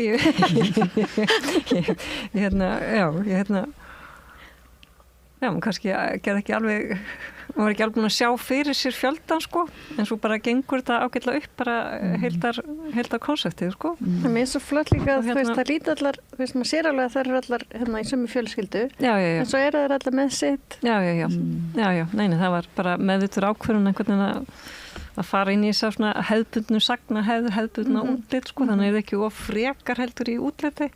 Já. Og svo gefum við svona karakter hver og einnig fyrir sig og tengjum einhvern veginn yfir í viðkomandi heim, sko. Það er líka hægt að vera með þér á sér. Þetta að vera með þér á sér og það er einhvern veginn. Ég vil alltaf hafa bók á mér. Það sem kemur það mikið onni vasa. En líka samræðan svo sem að þýðandinn á við höfundin og lesandana, þannig að hönnuður, þú ert náttúrulega kannski, þú ert mjög kannski þekkt fyrir það að setja þig inn í svona einhvern veginn heildarverkið, þannig að hönnunin sé hluti af svona heildarhugsunin eða þannig. Já, nei, það er bara og gaman að einhvern veginn svona haldið sama stefið, en svo einhvern veginn tökum við alltaf yfir í eitthvað það samhengi sem við á, sko.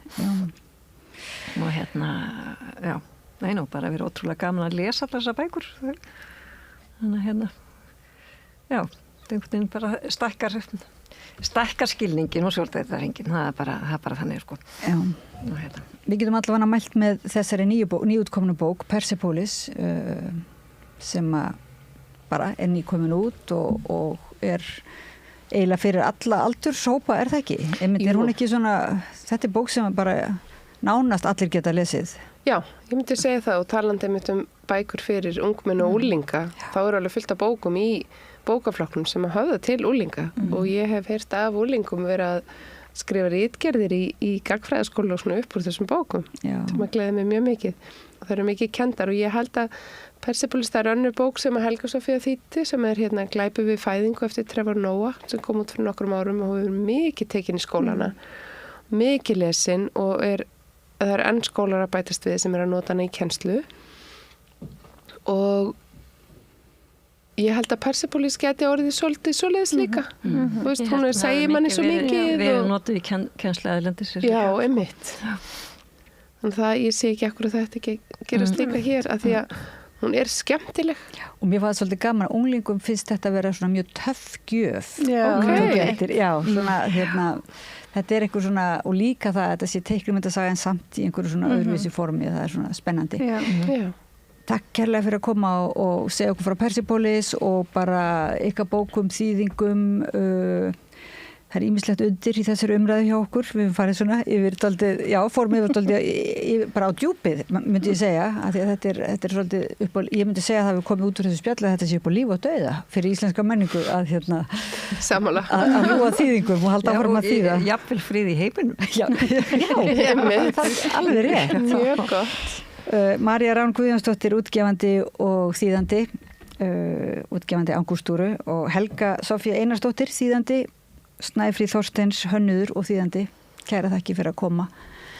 Og hlustendum og áhorfendum þakka ég fyrir að fylgja okkur eftir, taka þátt í samræðinni með virkri hlustun og við höldum áfram að ræða málin við rauðaborðið eftir smástund, förum í frímínútur. Takk fyrir. Allt það besta er ókeypis. Hrósaðu náunganum. Það er betra. Samstöðin, þar sem manneskjurnar koma saman. Allir þættir samstæðvarinnar eru fáanlegir á öllum helstu hlaðvarpsveitum.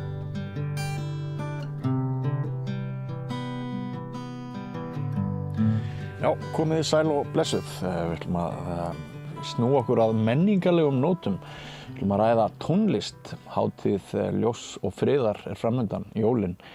Og hvað væru jólin án tónlistar? Og hvar væru við stödd við Íslendingar ef við byggjum ekki yfir öllu þessu frábæra tónlistarfólki sem, á ég að segja, Guð hefur gefið okkur? Bæði íslenskt tónlistarfólk, fólk sem hefur alist hér upp og orðið sinni þjóð mikil prýði, en ekki síður höfum við margoft notið þess að margir frábærir erlendir tónlistarmenn hafa komið til Íslands og hafa auðgað okkar garð svo munar. Og við erum svo heppin að ég hef fengið einn þessara góðu gesta okkar sem löngu eru orðnir Íslendingar. Hann kemur frá Tékkóslóvakíu en er samt ungverskur. Hann heitir Peter Mate. Vertu velkominn. Þakka kærlega fyrir. Hvað leiddi til þess að þú varst píanóleikari? Jó, það er mjög lang saga en pappi minn og margir í fjölskyldunni hafa mikið tónlist í sér og pappi er einlega tónmenntakennari í grunnskóla og svo síðan aðstöða skólastjóri og einlega tónlist er inni í daglegu lífi hjá okkur. Hann er kórstjóri og hann er núna 80 ára og starfandi organist í kirkju hverju sunnudegi. Vel gert. Og sem meira sagt stendur fyrir mann kór sem syngur við alla hátíðlega athafnir í bænum eða myndi segja í sveitinni þar sem það eiga heima, foreldrar mínir. Frábært. Svo ég kynntist píanóinu einlega bara 30 ára og byrja píanónám eins og það gerist bara hægt og rólega. Já, eru fyrstu minningar þínar bara bundnar píanóinu? Já, ég myndi segja það. Er það? Já. Við áttum heima mjög stóran flygil, svartan. Og, hvaða gerð? Manstu það? Ég held að hann var Förster, teknisk merki, en ég ekki alveg viss. Þetta í barns augum mjög stórt ljóðfæri og mér fannst gaman að bara snerta það og pröfa eitthvað, einhver tóna þar sem pínu lítið barn. Já. Og var snemma ljóst að það ætti mjög vel við þig að þjálfa þig upp sem píanuleikari? Já, eins og ég sagði, ég ólst upp í mikil sveit og það var langt í næstu alvöru tónlistaskóla, en bara eftir 8 eða 9 ára aldur tók ég rútu í einhverja 20 kilometra að heiman, þrísvar sinnum vikustundum og fór í tónlistaskóla og menntun. Og eins og gerist í Austur-Evrópu á þessum tíma, það eru keppnir og sífellt einhverju tónleikar, það þetta er auðvitað í tímum þar sem ríkisstjórnin setti mjög mikið í menninguna, ekki síst út af politískum ástæðum. Þetta er Sovjet hluti af sögunni og einn af fyrstu keppnum mínum sem ég tók þátt, held ég 8 ára og vann píanókeppni. Þetta var í, sem sagt, keppnin hét hvað myndi að segja, Friendship between Soviet and Czechoslovakia. Ég skil. Þetta byrja svona, allir reyndu það sem skilabóðin er og það sem mjög gott samband á milli Tékkóslóvakíu og Sovétríkjanna. Alveg þangað til 1989 þegar byltingin kom. Já, og ég man eftir þessu menningarlega stolti og ég man hvað skákinn og svona íþróttir, þetta var náttúrulega allt upp á líf og dauða, þetta var pólitík í öllu, ekki satt? Nákvæmlega. Já, einmitt. Það þurfti að sýna fram að Östurblokkin er fremri en Vesturblokkin. Já, og hún var það á ákveðnum sviðum. Mörguleiti. Já, við verðum að gefa henni það. Já, en mér dettur í hug að til dæmis æfingatíminn þinn hafi verið ansi langur. Geturðu sagt okkur hvað þú varst að æfa þig á píanóið ungur marga klukkutíma á dag? Það veit ég einlega ekki alveg nákvæmlega, en skólasystemið í Tékkóslóvakíu er mjög nákvæm og þegar ég kláraði grunnskóla 15 ára gamall, þá tekur við menntaskóli sem er 6 ára eftir 4 ára stúdentspróf og svo 2 ári viðbót fyrir kennaramenntun. Og á þessum tíma var ég bara milli 3 til 5-6 tíma á dag að æfa. Líka á laugardögum og sunnudögum? Já. Það er ekki hægt að sleppa. Piano eða bara almennt hljóðfæraleikur eru að mörguleiti mekanísk þjálfun sem þýðir að þú mátt ekki að sleppa marga daga annars vöðvarnir fara í klessu. Já. Þetta er náttúrulega þetta ótrúlega samband á milli heila, á milli hugar og handar. Þetta er náttúrulega galdrar, hvernig heilin sendir boð sem að ná þarna fram og að til dæmis fylgjast með einleikara spila píanókonsert með sinfóníuhljómsveit, hve margar ákvarðanir þetta eru, hraði, styrkleikabreytingar, allt þetta skiljaðu. Já, það eru til einhvers konar rannsóknir og vídeó hvernig þetta virkar. Ég hef nú aldrei tekið þátt í neitt svoleiðis, en þetta er tónlistin og tónlistar kennsla er ótrúlega mikilvæg fyrir hvert sem er, ekki bara þessu sem muni vera einleikarar og atvinnu tónlistamenn, heldur fyrir yngra kynsluna, fyrir lítið börn. Þeir læra svo mikið aga, skipulag og líka tilfinningu fyrir nýsköpun með því að læra tónlist. Magnað. Og ég las mér einhverstaðar til það að þú vannst ekki bara keppnir í heimalandinu, þú vannst einhverja keppni á Ítalíu og víðar og verður svona góður hérna sonur þins heimalands, menningarviti. Já, þetta nú orðin ansi langt síðan. Já, ertu fættur 62? Ég 62 modell og með því núna orðin 62 ára. Já. Og það á þessum tíma alveg algengt að allir sem eru komnir í menntaskóla á vegum tónlistar eða tónlistarháskóla að þeir taka þátt í keppnum og auðvitað þetta var ekki auðvelt að komast út úr landinu á þessum tíma en menntamálaráðuneytið styrkti þessu sem hafa sýnt áhuga og aðalega þetta var keppni að komast til útland og þannig mér var greitt ferð til Ítalíu tvisvar sinnum og skólinn átti líka í góðu sambandi við aðra skóla í Salzburg og Leningrad og Budapest og víða og við sem höfum sanna okkur sem efnilegir tónlistarmenn fyrir framtíðina okkur var stundum gefið grænt ljós, ekki alltaf en stundum var gefið grænt ljós til að komast áfram. Já. Þá samband á milli þess að þér gekk svona vel, þú vannst þessar keppnir eins og Ítalíu, samband á milli þess góða árangursteins og til dæmis að þú býrð á Íslandi í dag? Nei, ég myndi ekki segja það. Þetta var einlega ótrúlega mikið tilviljun. Það var tilviljun? Já. En þú var samt komið með þetta frelsi til þess að... Jú, ég meina, 1989 gerist það að opnast landamærin og í einu við gátum ferðast. Þangað til var þetta, það dugði ekkert að eiga vegabrif, það mátti ekkert að fara neitt. Nei. Sem meira sagt innan við Östurblokks til að fara til Ungverlands til að heimsækja fjölskyldun okkar, ég á marga fjölskyldumedlimi í Ungverlandi. Við sem bara fylla út pappíra og skrifa hvað við taka með og af hverju viljum að fara yfir landamærin. Þetta alveg óhugsanlegt fyrir núverandi kynslu og þetta hefur verið þannig. Og þetta eins á í mörgum löndum.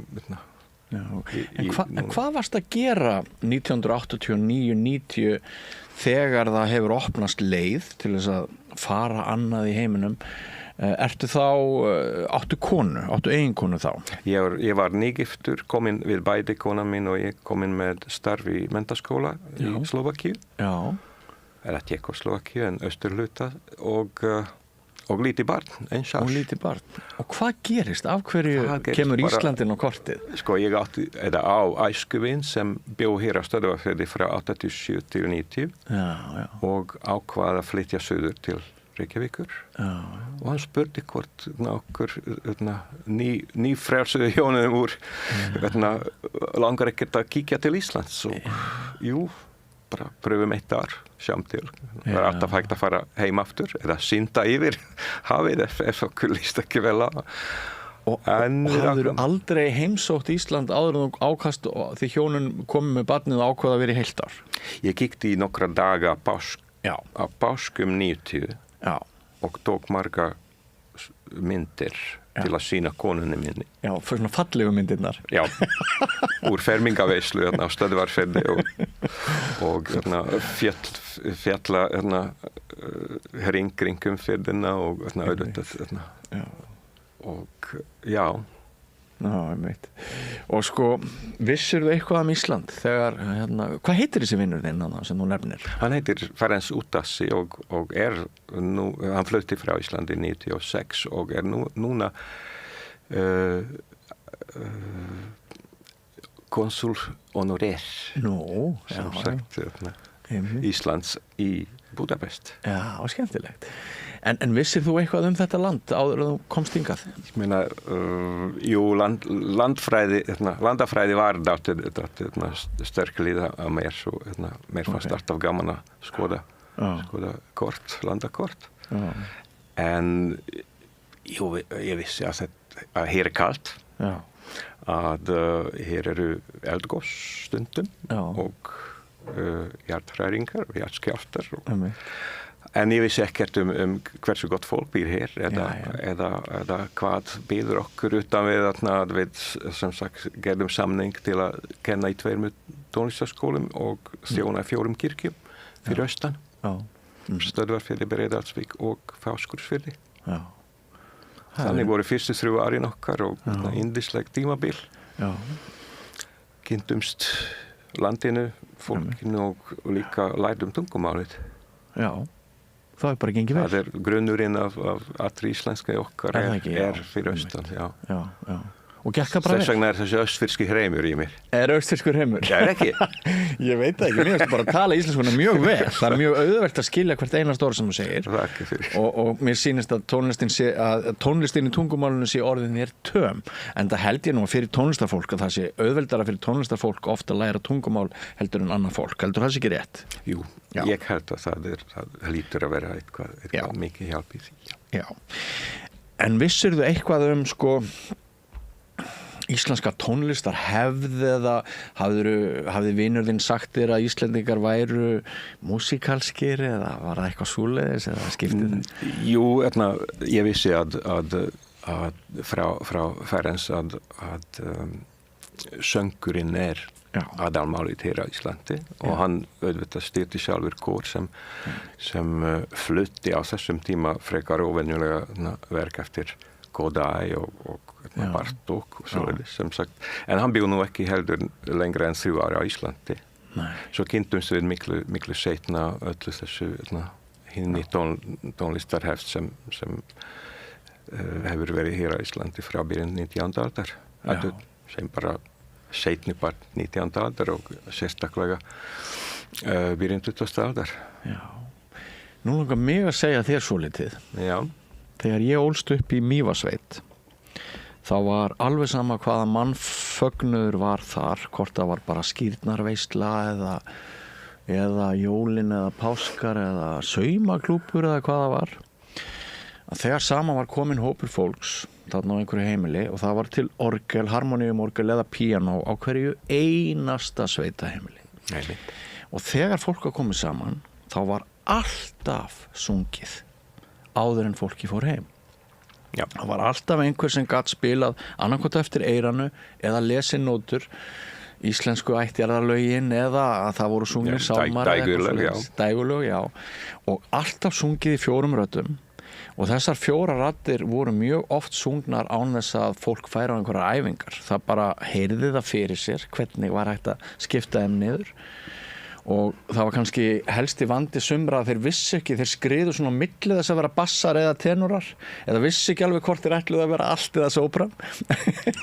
En sko þetta finnst mér eiginlega alveg hreint eitt af því merkilegasta sem ég hef sjálfur bara upplifað við íslenska menningu.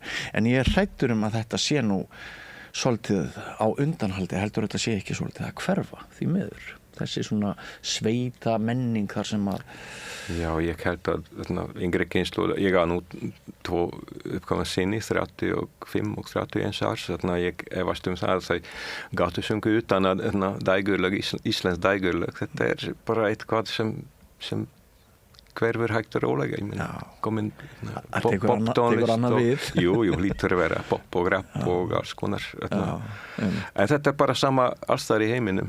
Ég ólst upp í miklu óperettu og ungverska folklór, þjóðlaga hefð. En yngra kynslóðin þekkir það ekki heldur lengur nema einhver lítinn hluti kannski. Og sigóinamúsík sem sagt, sem var spilað á öllum veitingahúsum á sunnudögum, bara cimbalom og gypsy band og afi minn var alveg ótrúlega hrifinn af svoleiðis tónlist, tjardassum og Já. En sko þegar þú flytur svo suður og þið, þá náttúrulega ferðu kannski aðeins annað umhverfi. Maður hefur svona þá tilfinningu núna að tónlistarmenn hafi kannski verið sá hópur listamanna hérðan frá Íslandi sem hafi bara gengið best í heiminum, bara við eigum betri tónlistamenn á alþjóðavísu heldur en rithöfunda eða myndlistarmenn eða leikskáld eða eitthvað svoleiðis. Það mín tilfinning allavega og ég held að það séu margir sem að myndu segja það að tónlistarmennirnir okkar séu hvað svona fremst. Var það eitthvað sem að sko þú tókst eftir þegar þú ert svona farin að kenna efnilegustu nemendum Íslands á píanó og komin inn í svona hjarta tónlistar elítunar á Íslandi kannski getum við að sagt. Varstu hugsaður þau eru nú ansi flink eða er þetta bara einhver svona saga sem við erum að segja okkur að við séum eitthvað sérstök í músíkinni? Nei, þetta þessi frelsi sálar sem Íslendingar, þeir búið yfir eða við búum yfir. Já, við. Þú ert já, ég er komin tími. Ég held að þetta hjálpar mjög mikið til að gera eitthvað sérstakt. Okay. En ég myndi ekki segja að tónlistin fremri heldur eitthvað annað. Kannski hún sýnilegri. Sýnilegri kannski, já. Að því ég meina, Arnaldur Indriðason búinn að gefa út í meira 100 mismunandi tungumálum og er þekktur og fleiri. Auðvitað leiklist getur út af tungumálinu, það kannski ekki mikið af Hollywood leikurum á Íslandi en þó. En tónlist eins og ég segi oft, þetta alþjóðlegt tungumálið og þú þarft ekki að kunna hvorki rússnesku né ensku til að spila tónlist fyrir hvar sem í heiminum og þetta hjálpar auðvitað til að vera sýnilegri og nútíminn síðastliðin 25 ára með öllu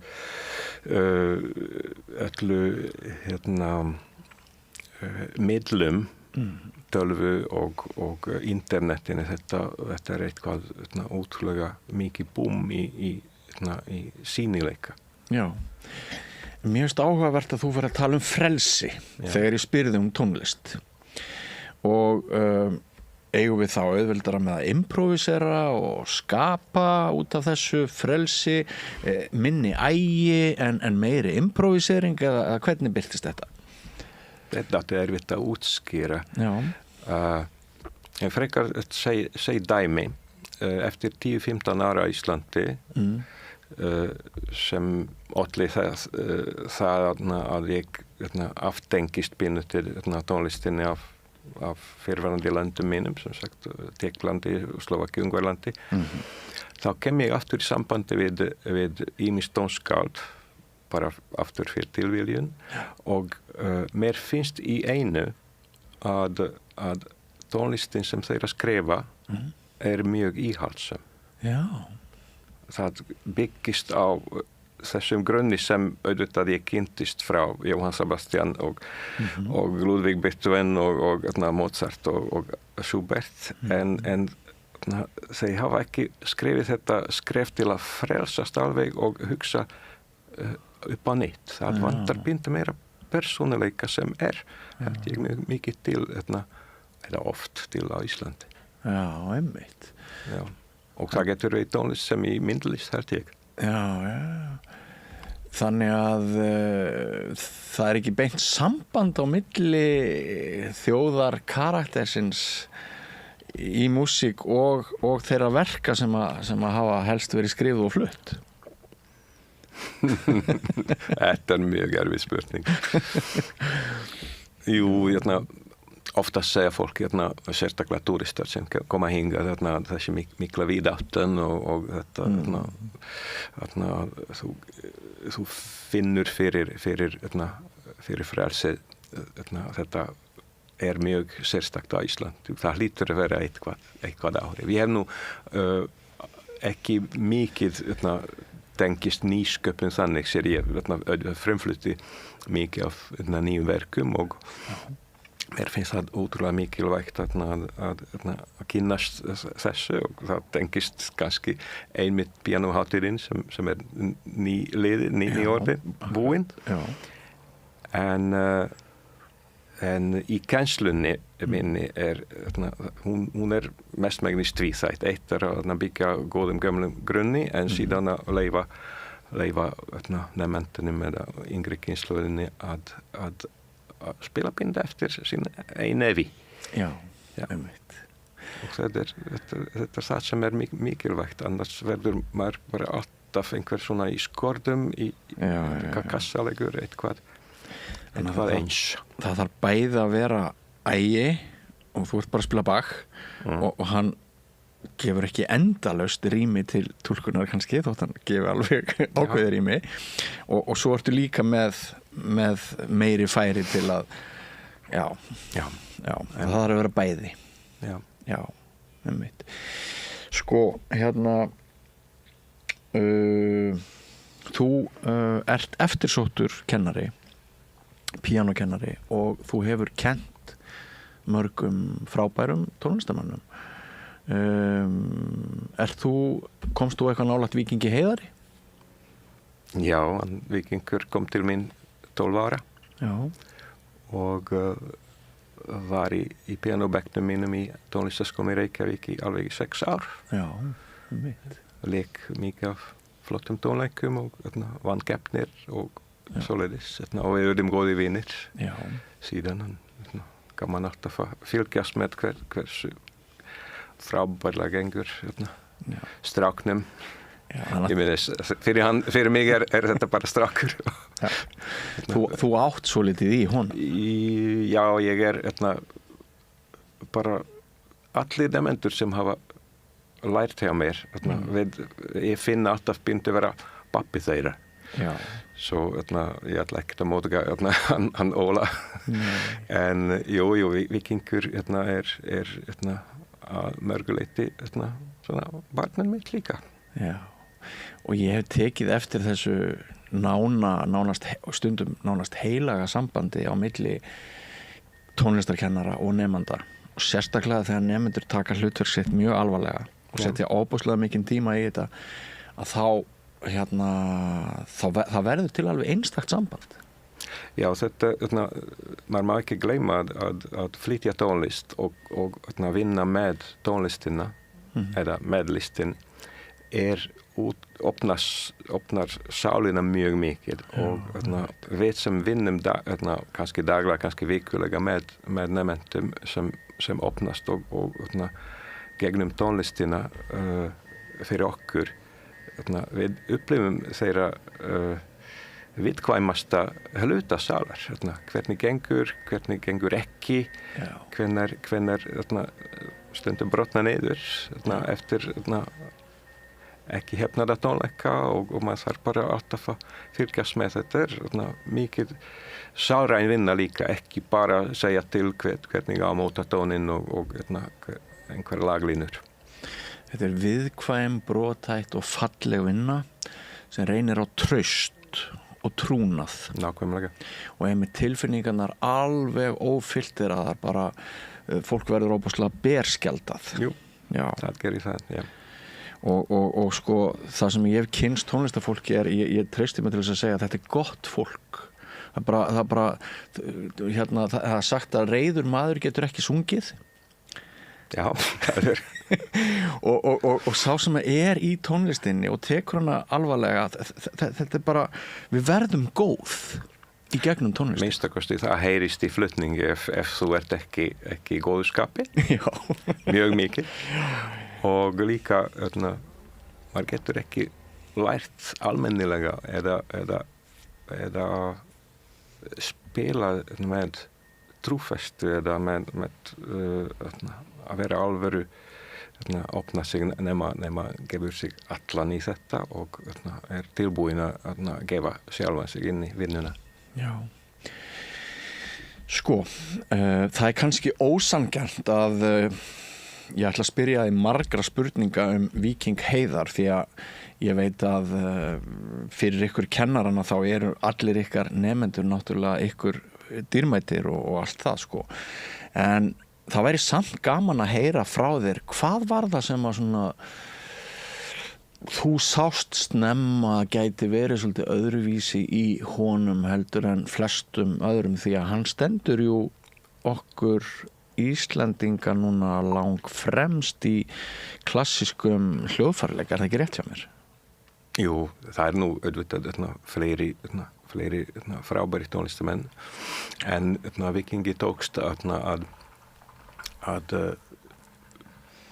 vinna heiminn, myndi ég segja. Bara hver sem hann fer honum fagnað og það ótrúlega fallegt og stórt sem hann hefur hingað til gert og vonandi verður stjarna hans en skærari eða bara heldur lengi upp í heiminum. Sástu það snemma þegar hann var 12 eða 14 ára? Hugsaðu, hann snillingur? Aldurinn á milli 12 og 16 alltaf mjög erfiður.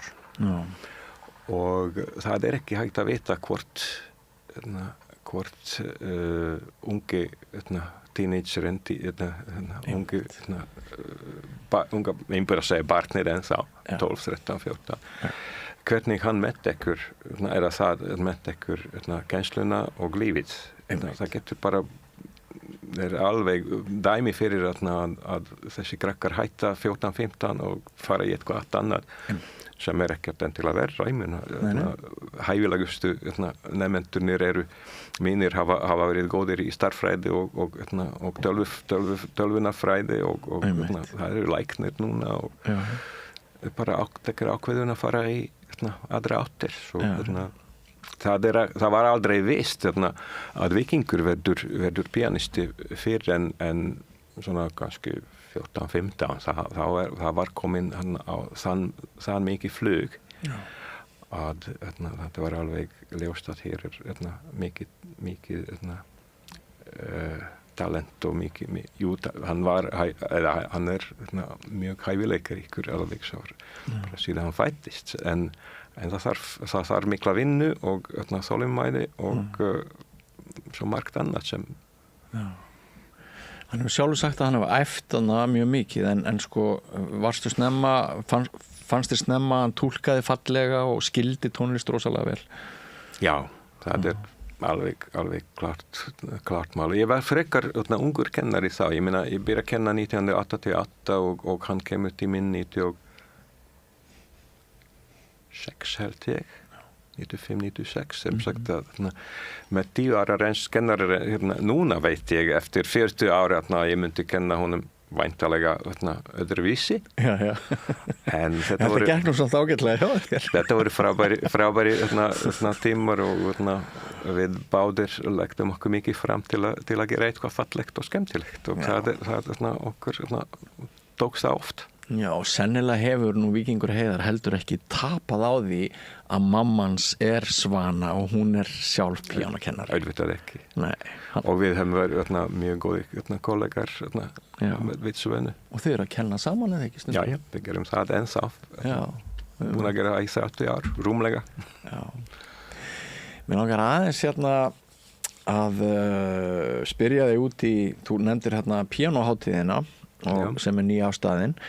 Það var einmitt svolítið merkilegt framtak fannst mér. Ég var sjálfur gestur á tónleikum og ég vissi ekki hvað íslensk tónskáld hefðu í rauninni hvað við ættum bara mörg íslensk tónskáld sem hafa búið til píanótónlist. Maður alltaf að heyra sömu lögin eftir sömu gömlu kallana. Já, brenniði vitar. Já, brenniði vitar. Já, auðvitað 90% af þessari píanótónlist sem á Íslandi nútíma tónlist, samtíma tónlist. Við fyrstu tónskáldin hér Sveinbjörn Sveinbjörnsson eða Páll Ísólfsson byrja að starfa í byrjun 20. aldar og skrifa í síðromantískum stíl en það sem í annar staðar í heiminum komin 18 tónlist eða dodekafóni 12 tóna tónlist eftir Webern eða Berg eða Schönberg svo það byrja miklu seinna hér þetta tónlistaheft og sérstaklega fyrir píanó söngurinn var á undan en mér kom einlega bara sjálf mér óvart hversu stór þessi brunnur þessi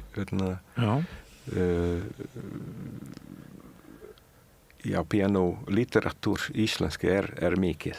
Já.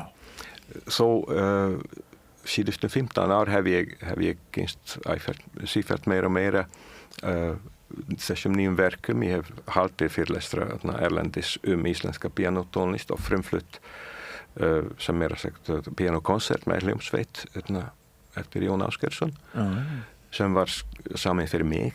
Já. En fyrir 20-30 árum? Nei, sá konsert frá 2011. Já, ok. Og svo fleiri og fleiri pianoverk sem hef ég kynst á sérstaklega á síðustu 15-20 árum. Já. En það ótrúlega mörg verk og til. Já. Og ég held að næstum því öll íslensk tónskáld hafa minnstakosti samið eitthvað lítið fyrir piano. Já, einmitt. Og það ótrúlega gaman að kynna þessu djúpt og við ákvaðum að endurtaka hátíðina á 3 ára fresti. Á 3 ára fresti, já. Það verður alveg nóg að spila aftur, held ég. Já, mér fannst ég heyra þarna bara tónlist sem var svolítið öðruvísi heldur en svo tónlist sem ég heyri yfirleitt og mér fannst þetta breykka svona mína skynjun og mínar hugmyndir. Ég fekk svona víðari mynd af þeirri tónlist sem búin til hér fyrir píanó í þessu landi. Það var sem mjög gott við þessa hátíð. Okkur tók saman, ég þarf að nefna að ég var auðvitað ekki einna skipulagið þetta. Það Nína Margrét Grímsdóttir og Erna Vala Arnardóttir. Við vorum aðalskipulagendur hátíðarinnar. Já. Eða vonandi eftir 3 ár tekst okkur aftur. Já.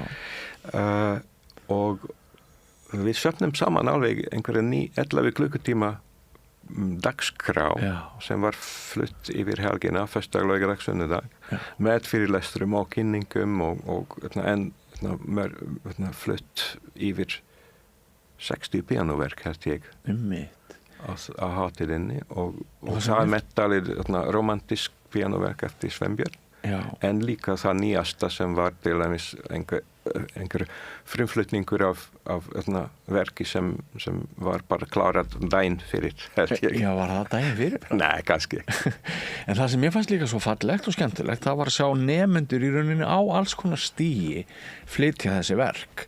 Við höfum kannski svolítið vanist því að þetta sé svona eigi að vera elitist og allt eigi að vera 1000%, sko. En þarna var bara alls konar krakkar á alls konar stigum og allt í lagi að gera mistök og byrja aftur og bara halda áfram.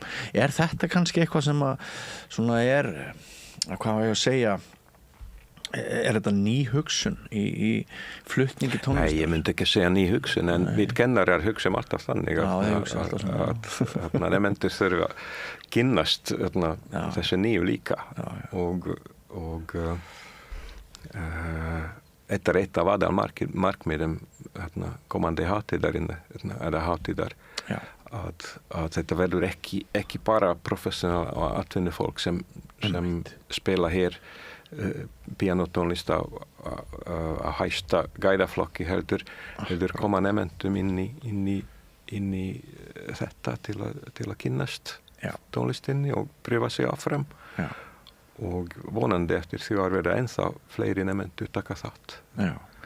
Og það náttúrulega frábært ef maður 10 eða 12 eða 14 ára sko, ef maður bara situr við hliðin á tónskáldinu sem að samdi lagið sem að manni finnst hvað fallegast og skemmtilegast að spila. Það líka bara þessi nálgun hvernig þú blandar saman, hrærir saman heimunum. Einmitt. Þetta eitt af þessum fallegum hlutum þegar tónlist breiðast út á milli kynslóða og milli tónlistar unnenda, tónlist atvinnum fólk eða upprunandi tónlistamenn. Einmitt. Hvaða tónlist finnst þér sjálfum skemmtilegast að spila? Þetta nú mjög erfið spurning. Að spila kannski eitthvað sem mjög pianistist. Var og það væntanlega Chopin og Liszt uppáhaldið og svo ekki síst út af ungverskri ætt Bartók og Kodály. En einhvern veginn maður lærir að með því að bera virðingu fyrir tónskálið og líka að reyna að finna í öllu eitthvað fallegt eða eitthvað mikilvægt, merkilegt. Ég held að það mjög sjaldan á ferlum mínum sem mér fannst tónverkið leiðinlegt. Maður finnur alltaf eitthvað sem vilja koma fram fyrir hlustenda sína. Já. Ertu bæði moll- og dúrmaður eða ertu meiri mollmaður? Það fer eftir því hvernig maður vaknar. Það er dagamunur á því. Jú, það er dagamunur. Nei, þetta snýst ekkert tóntegundur enda seinni part 20. aldar þetta alveg horfin úr tónlistinni. Þetta miklu meira frjálst og tóntegundalaust og það miklu meira mikilvægara að finna sálina og fegurð í tónlistinni heldur reglur sem hvert tímabil eða hefur sett. Gefur það þér þá meira þegar þú ferð á tónleika og þér finnst píanuleikarinn eða hljómsveitin ná einhvern veginn innsta kjarn tónlistarinnar og þú kemst við tilfinningarlega, gefur það þér meira heldur en að hrífast yfir okkar færasta fólki sem að spilar hraðar en nokkur annar getur spilað? Ég meina Jútsja Wang er til dæmis eitt mest skoðað efni á internetinu, það er hún að spila lögin enn hraðar heldur en flestir aðrir hafa náð að spila þau og myndavili nær ekki fingrun og það er allt í fókus, þetta er svo hratt hjá henni. Hún er nú ekki eina að spila að geta að spila svona hratt. Nei. En hefur svona mikið verið í tísku núna, skilur við? Nei, ég myndi mikið horft á hana? Kannski ekki bara núna. Þegar ég var ungur, 16, 17, 18, það var ekki til internet en það var til upptökur, hljóðupptökur og eitthvað í sjónvarpinu af og til. Og það allra fyrsta sem maður tók eftir því, opnaði nótur og fylgist með nótum og það var alveg kolsvart, einhverju tæknilega hlutir eftir Liszt eða Balakir eða hvað sem er. Og það er þetta fyrsta sem maður tekur eftir, hvernig getur hann eða hún að spila þetta svona vel og svona nákvæmt og svona hratt. Maður heitlast af hraðanum, af tónaflóði, af styrkleiku öllu og en með aldrinum maður segir að það er margt annað sem er mikilvægt eða mikilvægara og ég meina Jútsja Wang er alveg topp pianisti en þegar ég hlusta á hana það er ekki hraðin sem heitlar mig en heldur sálin og fegurð sem hún bara ótrúlega falleg tónleikar til dæmis í fyrsta skipti live sem ég upplifti hana að spila með Vikingi hér í Hörpu og það er alveg magnat hvernig bæði hún og auðvitað Vikingur eru að leika fallega á hljóðfæri. Já, mér fannst það líka ótrúlega magnaðir tónleikar, mikil dýpt í þeim. Ég held þeir eru kannski pínu kommersial, pínu grunnir, en þeir voru svo djúpir og þeir voru svo fullkomnir. Já.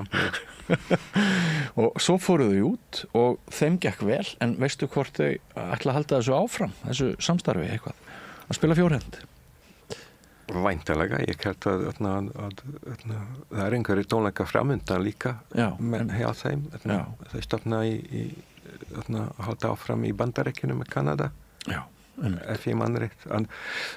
Ég hef ekki fylgst með en þetta stendur á vefsíðu Víkings hvar hennar spila svo mér finnst gaman svona opna stundum vefsíðuna, já, hann í Hamburg núna og hann í Tokyo Já, við erum öll svolítið tím Víkingur, við erum óbúslega stolt af honum og þess gaman að eiga í honum. Og ekki heldur að hann orðin áhrifavaldur fyrir yngra kynslóðina. Það eru sérstaklega margir ungir strákar sem hafa festist við að spila og komast lengra í píanónámi en áður fyrr. Einmitt, bara beint út af því að hann svo frábær fyrirmynd. Já, ég alveg viss það að þetta góð áhrif fyrir komaði kynslóð. Og svo Laufey. Laufey að gera merkilega hluti. Já. Og sko þar mikil breytt, bæði þá náttúrulega kveikir hún aðeins jazz áhuga hjá mörgum sem ekki höfðan og hvernig hún kombinerar, hvað maður segja, nútíma músík og bara það sem að ungt fólk að hugsa og með aðeins klassísku ívafi. Ég meina hún klassísk mentuð. Ég segi það sko. Hún cello. Já. Adal Hljótvei hennar cello. Já.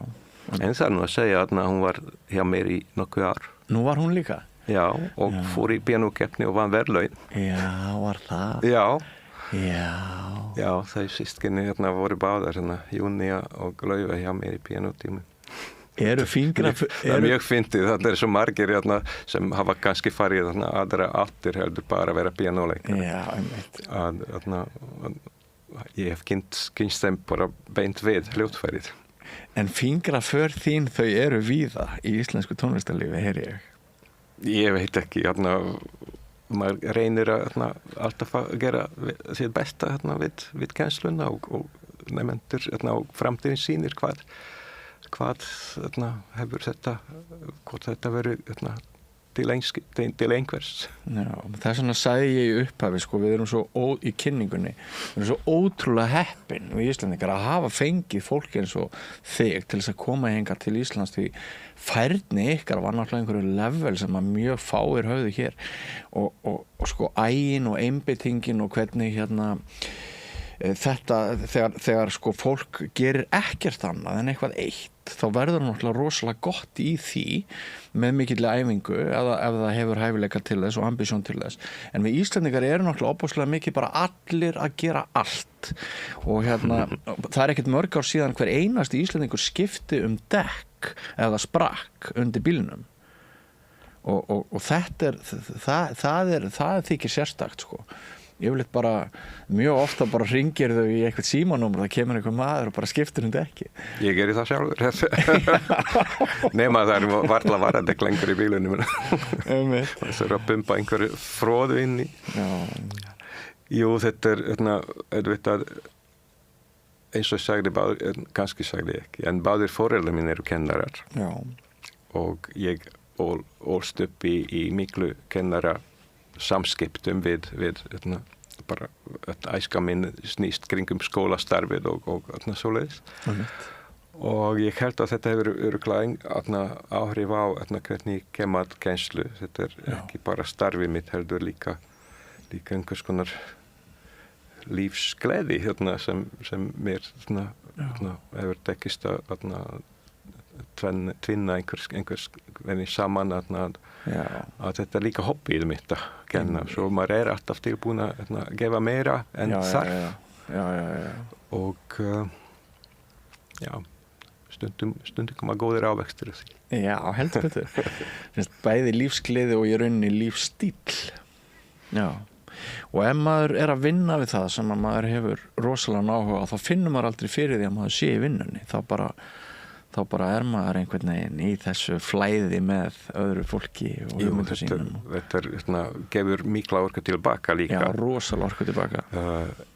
Eitt sem hins vegar alveg örugt að eftir 5, 6, 7, 8 klukkutíma kennslu, píanókennslu, eða stundum kammermúsík, hvað sem þá fer ég ekkert heim og kvekki ekkert útvarpinu eða sett neitt á fónin.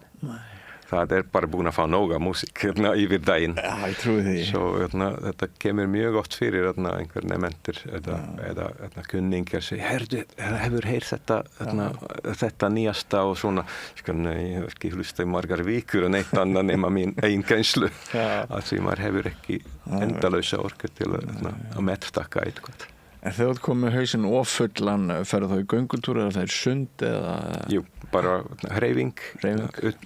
Utanlandsferðir og eldhúsið. Eldhúsið líka? Og fótboltinn. Fótbolti? Já. Að horfa á þá?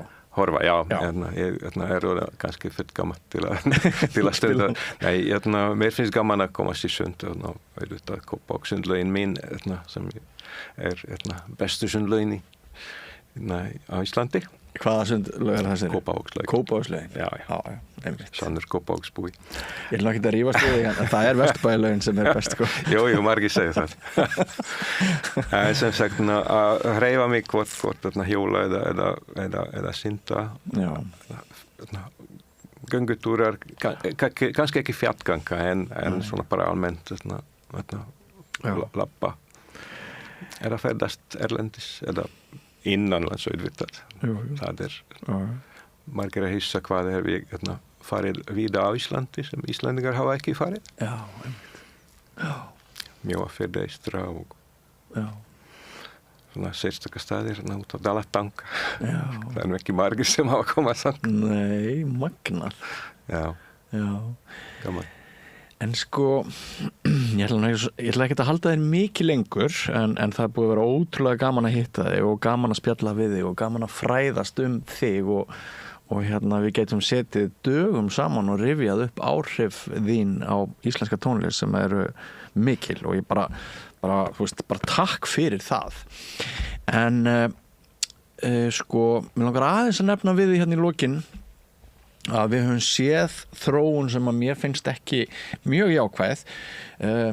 Mér hefur sýnst sem tónlistarskólarnir þetta sé að verða svona aðeins, þetta snúist aðeins meir pening en það gerði. Skólagjöldin séu aðeins hærri heldur en þau voru áður og mér hefur sýnst eins og að sko kannski allir krakkar fá ekki lengur tækifæri til þess að stunda nám, taka einstaklingstíma á hljóðfæri eins og var þegar ég var vitni að bara sköpun tónlistarskólans í Mývatnssveit. Hann er eiginlega jafngamall mínum tónlistarferli. Ég fór snemma að spila orgel og blokkflautu og píanó og eitthvað svona og þá var þetta í rauninni þannig að það kostaði ekkert að vera í þessum tónlistarskóla sko. En núna kostar það svolítinn pening og ég tek eftir því þegar ég er á tónleikum að þetta eru oft ekkert börn sko fátækra fjölskyldna sem að spila þarna. Þetta eru oft foreldrar betur stæðra fjölskyldna með meira menningarlegt bakland sem að eru orðið í klassískri tónlist.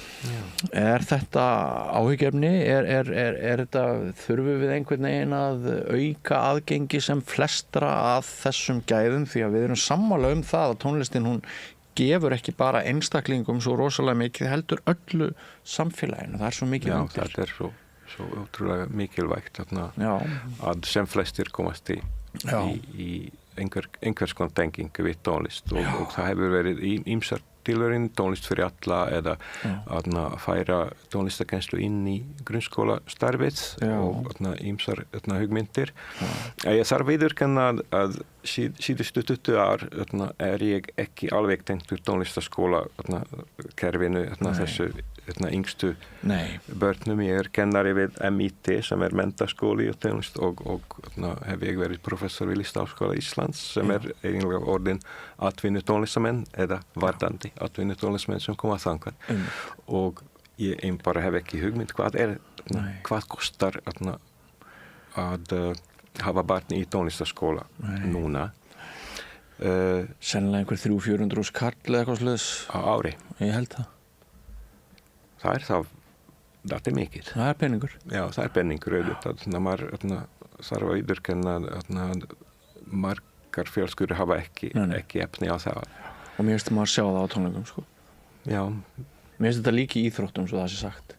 Sem meira sagt. Já, það er þegar eru 6 ára þá eru allir með og svo 10 árum seinna þá er sko mikil kostnaður orðin af íþróttalífinu og öllum keppnisferðalögunum út fyrir landsteinina ef þið gengur vel og svona að þetta er allt saman einhverja elitískar fjölskyldur með sterkan efnahag. Já, þetta er ekki nóg gott. Þetta er nú ekki, það er leitt að heyra.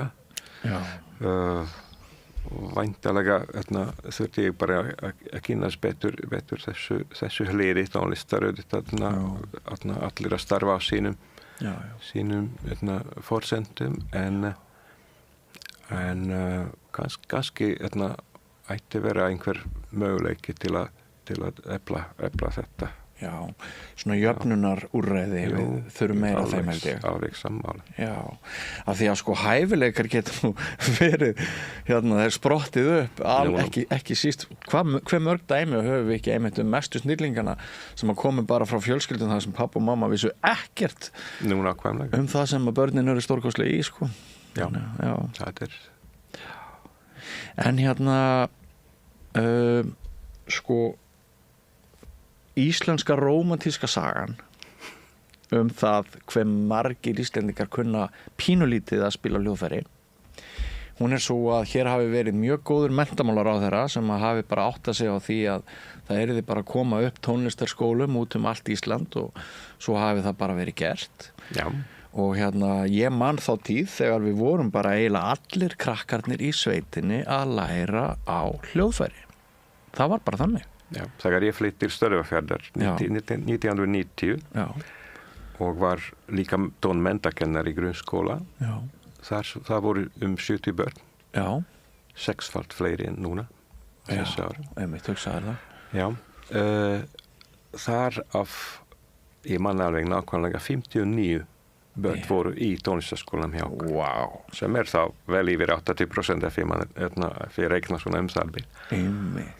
Og bara ýmis hljóðfæri konan mín og ég við reyndum að kenna eins mörg hljóðfæri og var hægt blokkfluttur og gítar og harmoníku og söng og alls konar en ég veit ekki hvað hefur gerst. Auðvitað það eru miklu fleiri fólksflutningar frá bæjarfélögum til Reykjavíkursvæðis. Það verið ótrúlega mikið og því miður þess minni staðir og þorpin og sveitafélög á Íslandi hafa tapað mikið á því að leggja niður frystihúsin og verslunin og allt þetta og eins og ég segi það síðast sem ég heyrði á heima á Stöðvarfirði, myndi ég segja, eru ekki nema 12 börn í grunnskólanum. Já, ég meit hugsaði það. En sko það er svolítið eins og pólitíkin hafi mist af mikilvægi listarinnar og mikilvægi skapandi greina. Og þegar er kreppa og þegar eru niðurskurður, það eru alltaf skapandi greina sem fyrst ítt út úr námskráni. Og maður er alltaf svona undrast þetta jafn mikið vegna þess að það eru listirnar, það er tónlistin sem að brúar allar brýr á milli okkar. Við erum öll eitt þegar við hlustum saman ólíkt fólk á fallega músík. Já, við þurfum bara að viðurkenna að heimurinn er miklu erfiðari núna heldur fyrir 25-30 árum. Og hvernig er hægt að koma í hlutum í betra jafnvægi, það er mjög mikið áskorun. Hvort fyrir politíkina er bara hugsunarhátt almennings. Að því núna í þessum tölvu og internettímum allir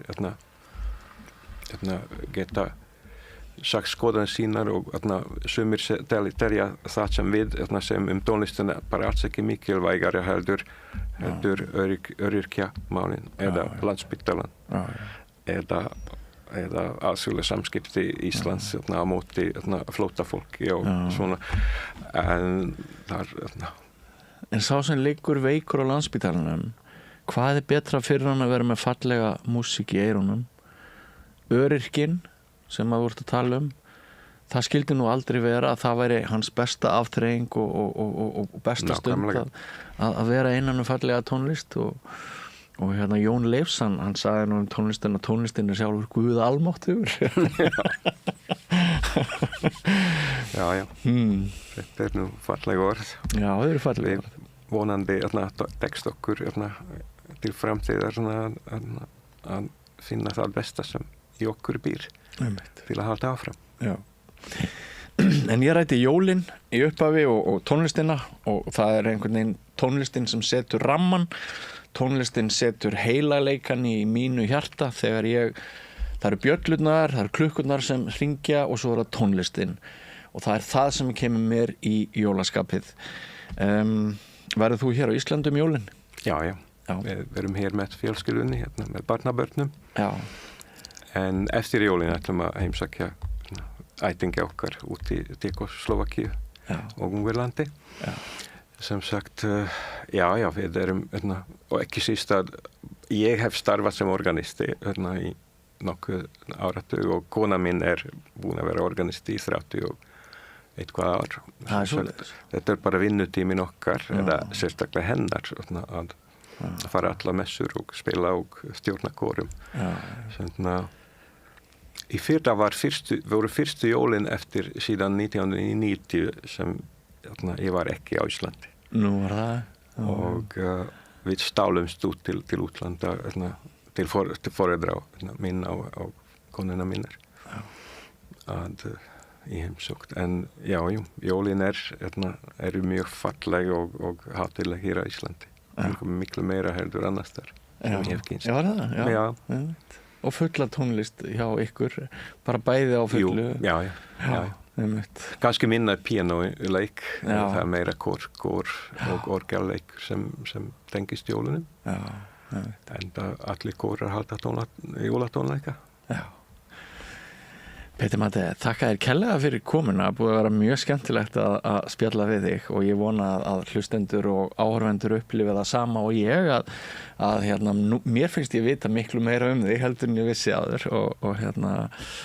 og ég vonast til þess að fá fleiri tækifæri til þess að spjalla við þig síðar músík.